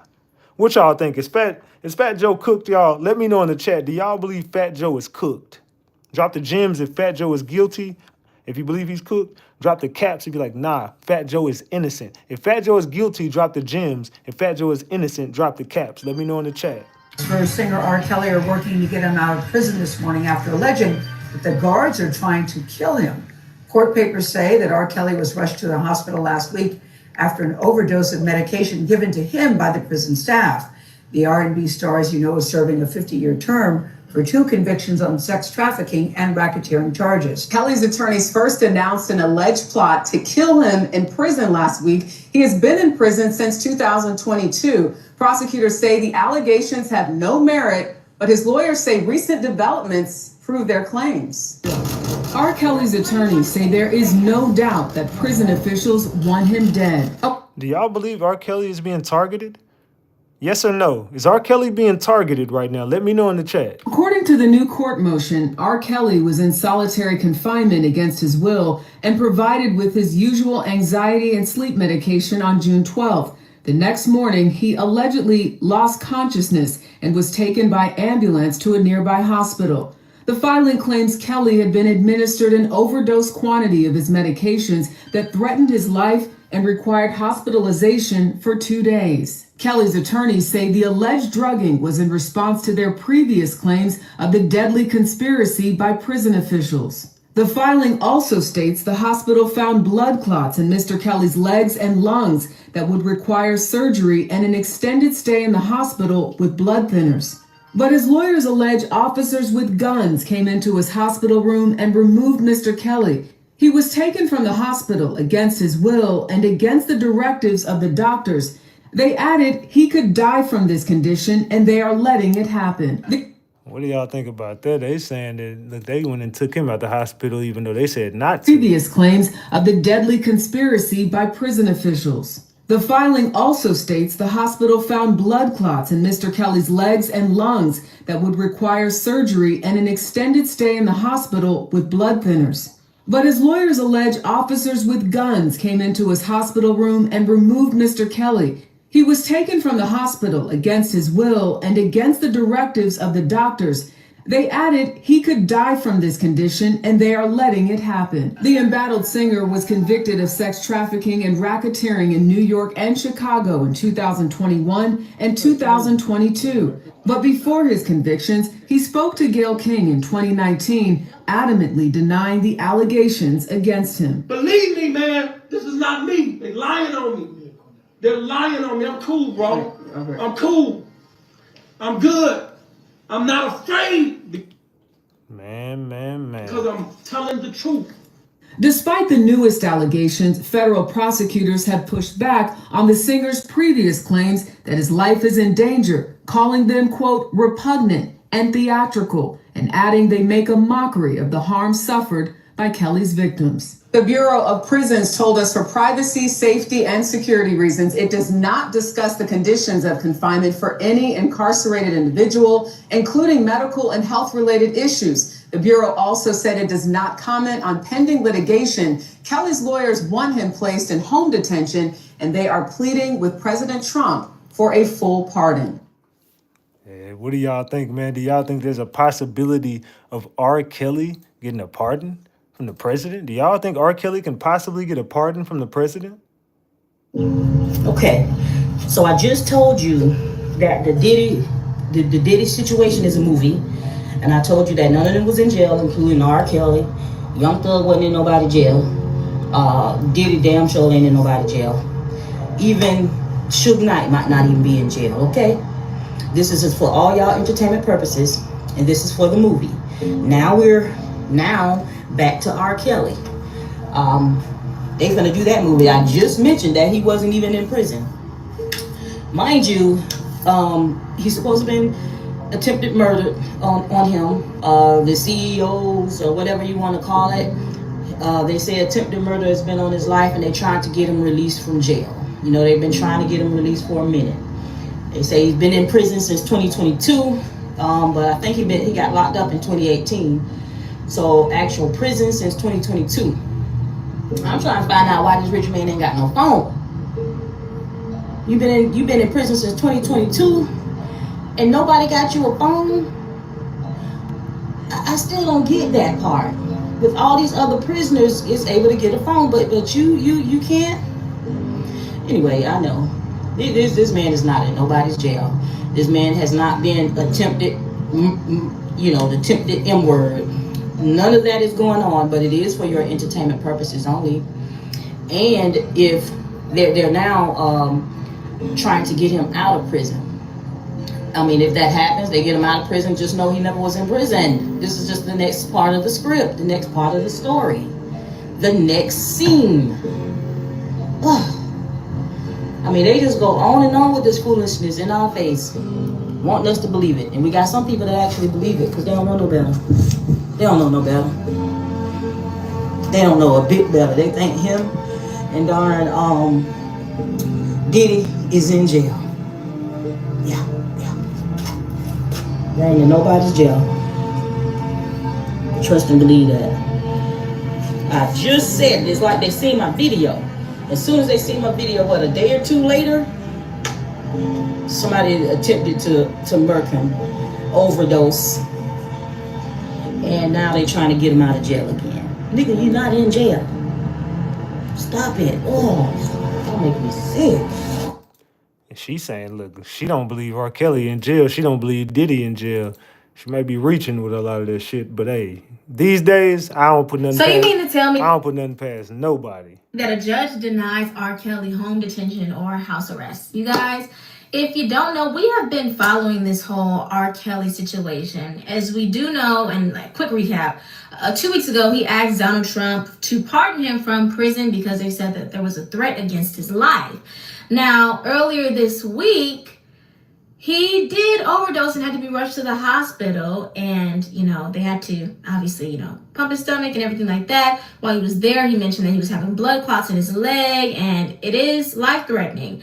And once these things were brought to the attention of the prison by his legal team, he was removed from the hospital against his will. Now, the reason why people are saying that he was denied for home detention is because he's in fear for his life. Basically, he's saying that he's in fear for his life. Going back into this prison would be, not a good thing for him. People are saying you did the crime, you need to do the time, whatever, right? What have you. Although I do believe that he did the crime, or he was convicted of the crime, and he should be doing his time, I do think that we do need to do better in America, in all prisons, with healthcare. Okay? These people are under your care. Yes, they did commit a crime, but we have to do better with healthcare. That's all I'm saying. R. Kelly can do his time wherever he needs to do his time, but we need to do better with healthcare for all prisoners. Yeah, I don't really think they give a damn about prisoners and their health care. I'm gonna be real with you, sweetie. I don't really see them doing too much to change that. But let's keep it a buck. Let's move on. Not even a week ago, a lawyer for R. Kelly told me live on this program that someone is trying to kill his client in prison. He even outlined an alleged contract on R. Kelly's head, which makes today's news just a little jarring, to say the least. R. Kelly, real name Robert Kelly, was rushed to the hospital on Friday, allegedly having been overdosed with his own prison medication. His attorney, Bo Brindley, joins me live now, again with the details. Welcome back to the show, Bo. So, wow, you said it, and then within days, something odd happened. What was it actually that happened on Friday to your client, R. Kelly?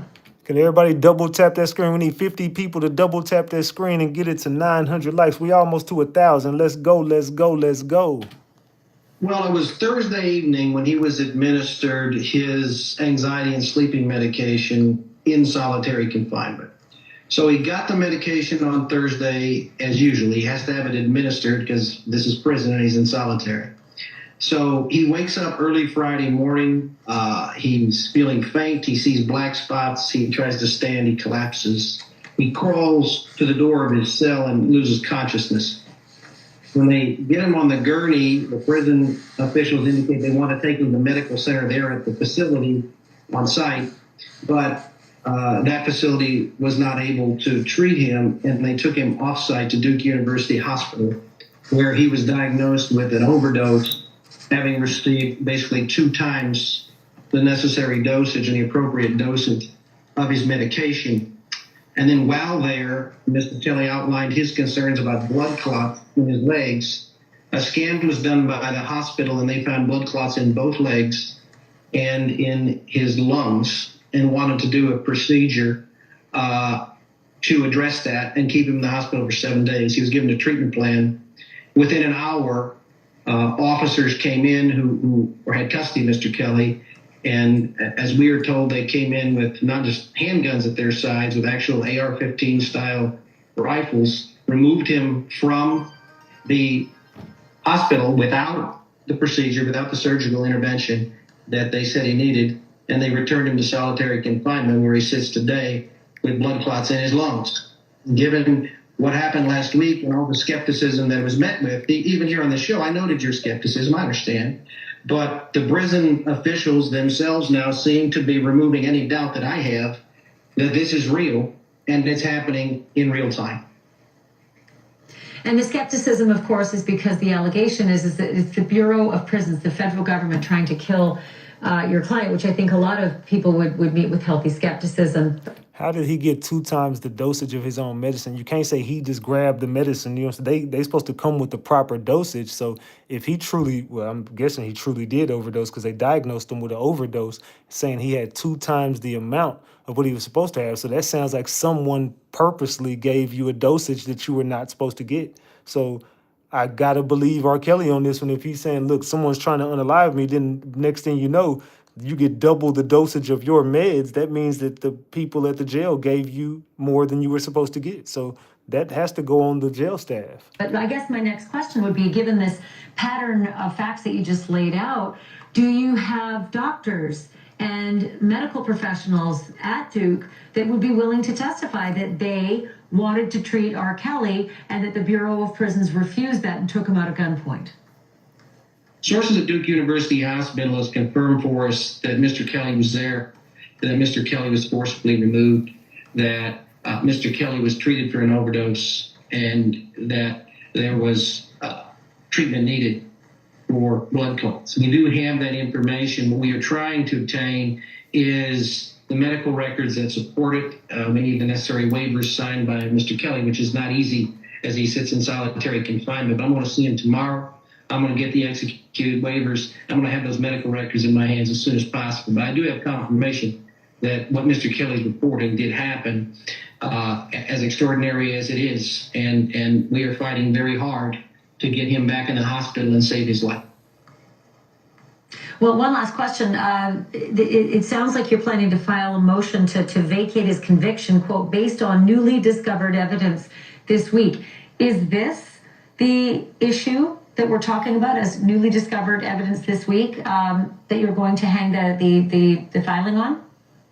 No, this is a threat to R. Kelly's life that we see happening right now at the hands of Bureau of Prisons officials. What we believe they are trying to prevent is the exposure of the criminal conduct by U.S. attorneys and Bureau of Prisons officers in the investigation of his federal cases in New York and Chicago. And that is what we intend to expose in our filing this week regarding newly discovered evidence that we believe will vacate Robert Kelly's conviction.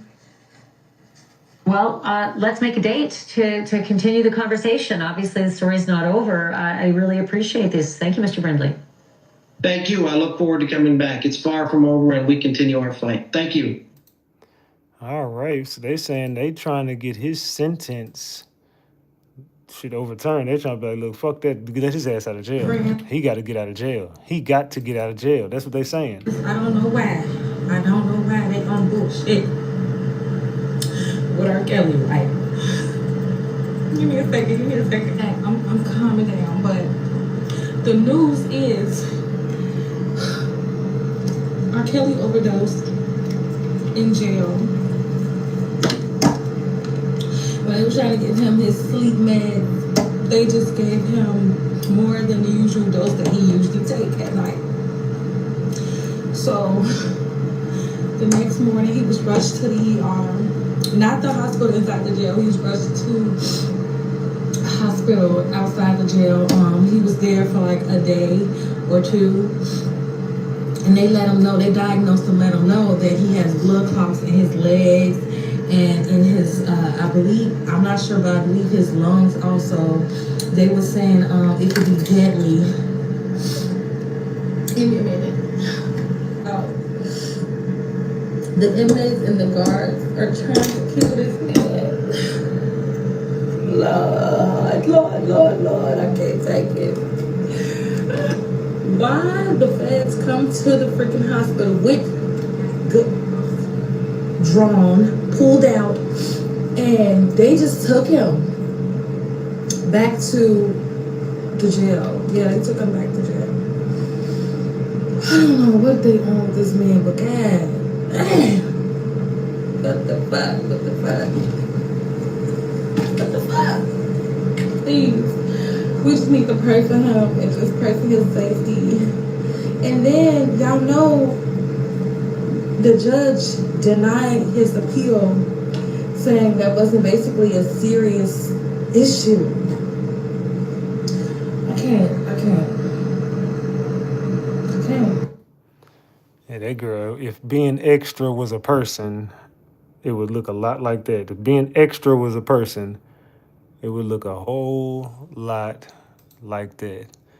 I got the whole world in my hands. I got the whole wide world in my hands. The government's gonna get Diddy because they're using the same playbook that they used to get R. Kelly. They're gonna use the same playbook as they used to get Robert Kelly? And Diddy's lawyers are using the same playbook that didn't work for R. Kelly. I agree with that. Kelly's case helped the government understand how to go after entertainment figures using RICO by making their entertainment business look like a criminal enterprise.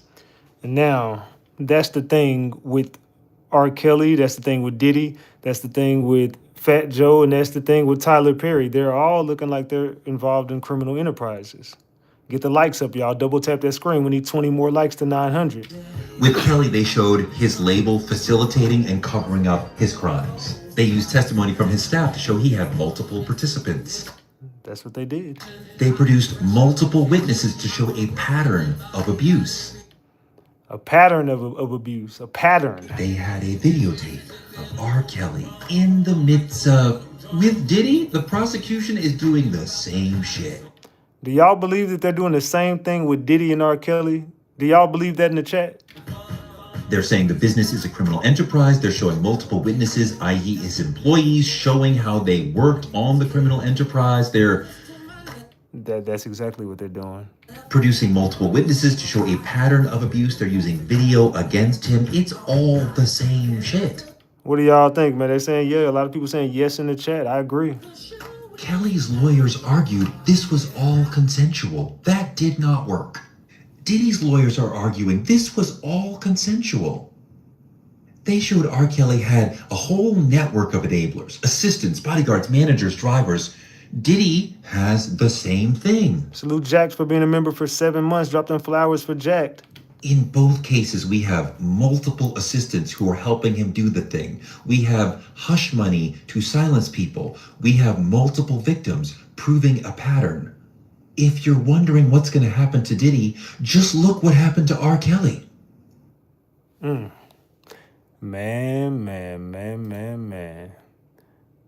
That's crazy work, right?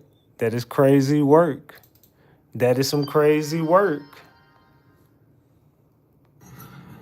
So there's been so many posts, so many commentaries talking about Tyler Perry's straw.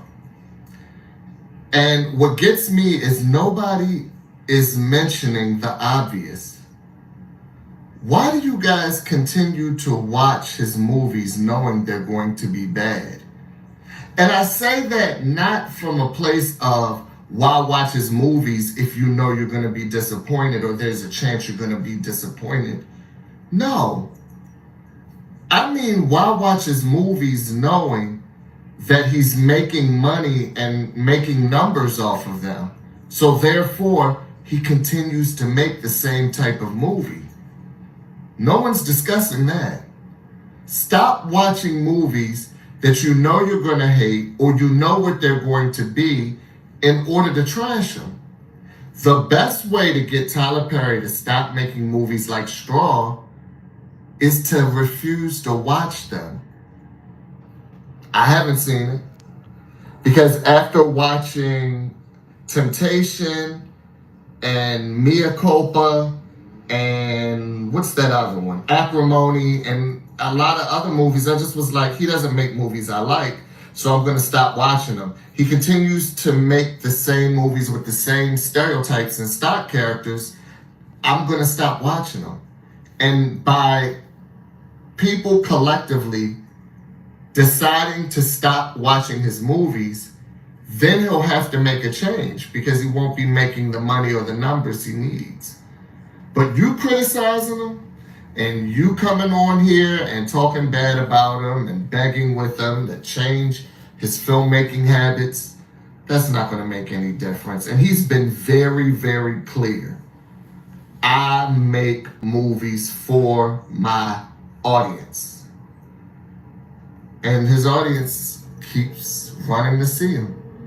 So if he has no audience, he'll have to change.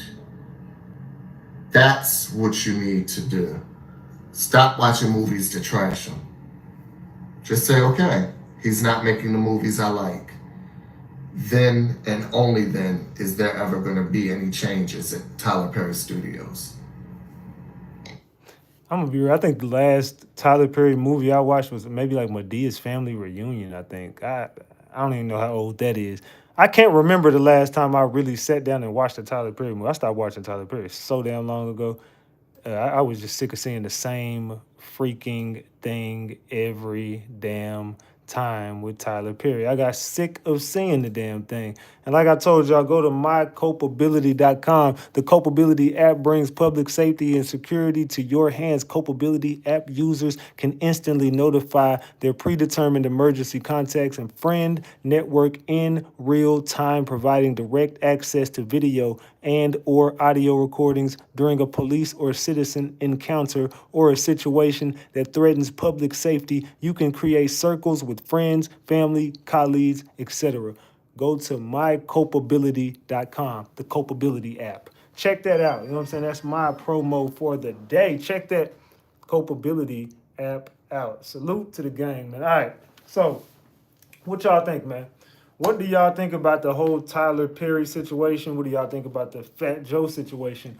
What do y'all think about the R. Kelly situation, P. Diddy situation, all of the situations, Duchess Dior, the Frenchman? We covered a lot of topics today. I tried to squeeze everything into one live. I tried to do that. I tried to squeeze it all into one live and give y'all a basic rundown of everything that's going on that you need to know about in the industry. So, if you rocking out with content like this, man, make sure you are subscribed to this channel. Make sure you send a super chat, a super sticker for support, or just double tap that screen and get the likes up. We got $66 on here. We're still 34 away from a honey bun. It's been a slow month. It's all love, man. Just double tap the screen if anything. If you want to get me to the honey bun, donate to the channel. If not, it's all love. So you got to pull up R. Kelly's transcript when you get time, Ratchet. I'm definitely going to go over those transcripts. If anybody got them, send them to me, man. We did a poll in the chat, and that's exactly how I did the show. It was Duchess Dior first, Tyler Perry second, Fat Joe third, and R. Kelly last but not least. They said Meet the Browns. It said Minister Black was that years ago.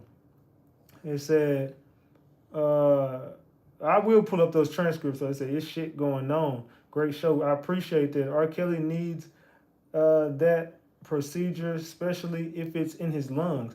R. Kelly needs medical treatment, and they should give it to him. I mean, yeah, he's a monster for doing what he did, allegedly, you know what I'm saying?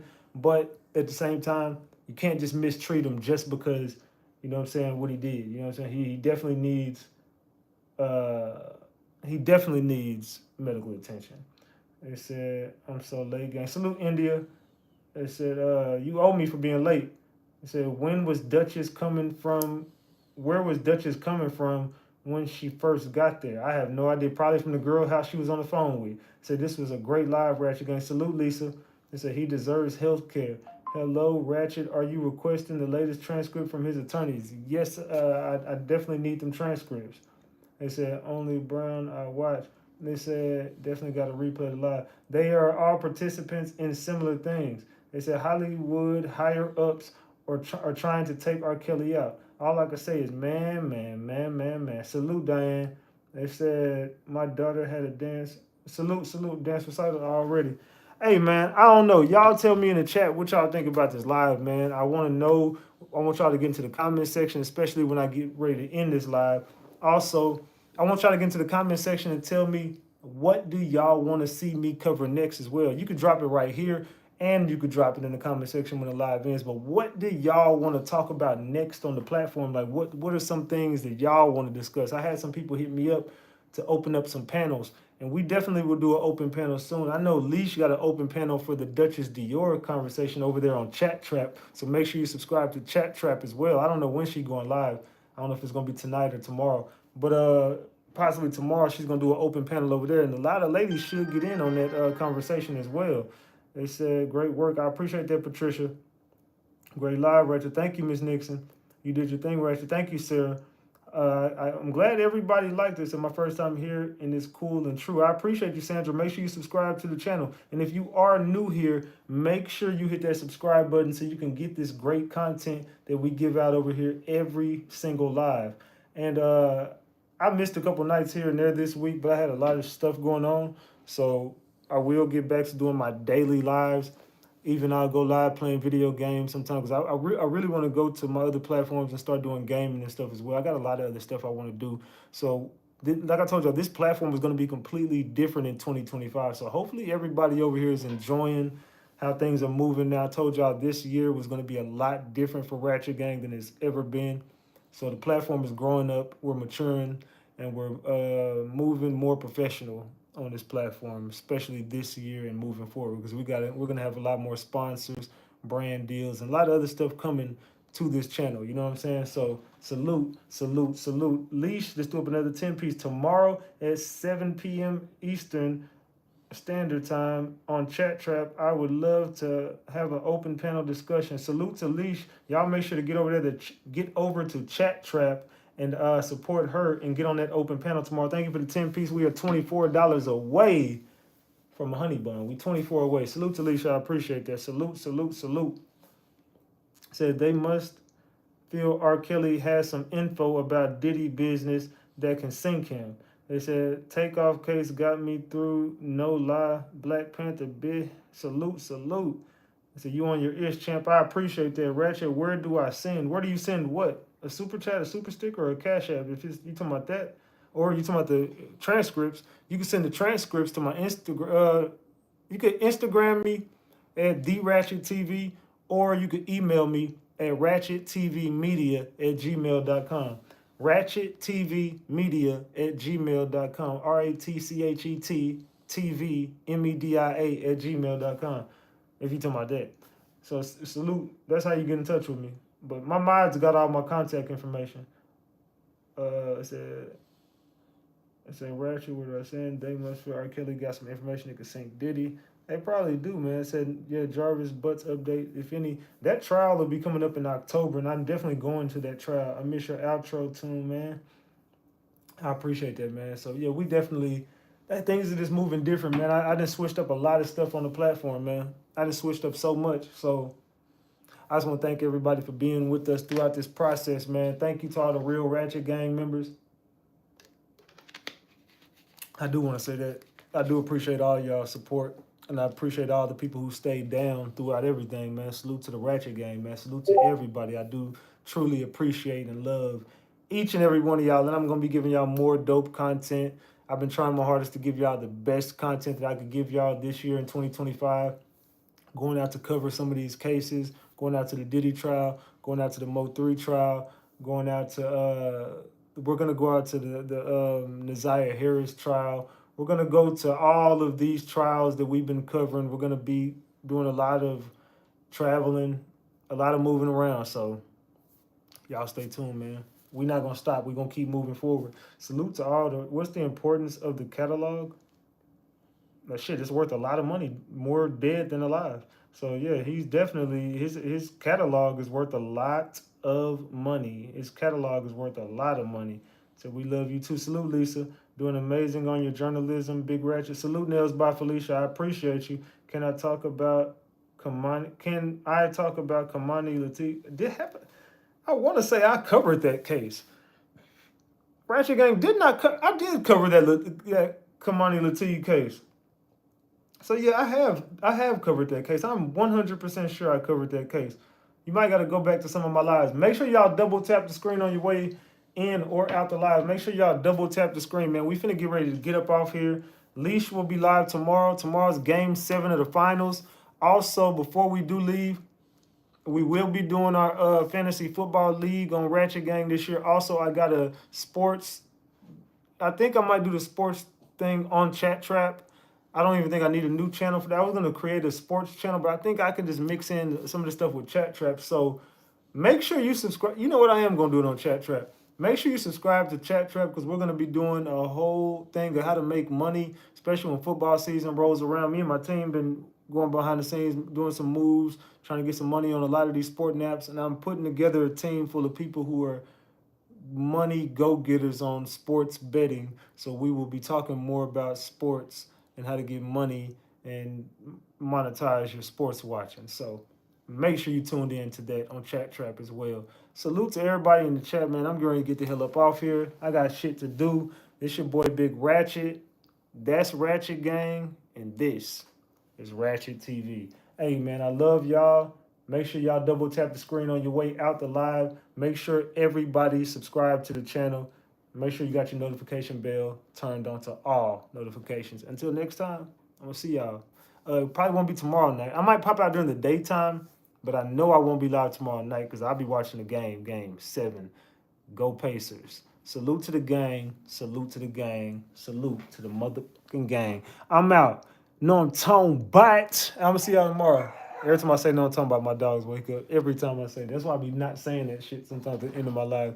All right, y'all. My dogs is restless. I got to go feed my dogs. I love y'all. I'm out, gang. Tone Bite.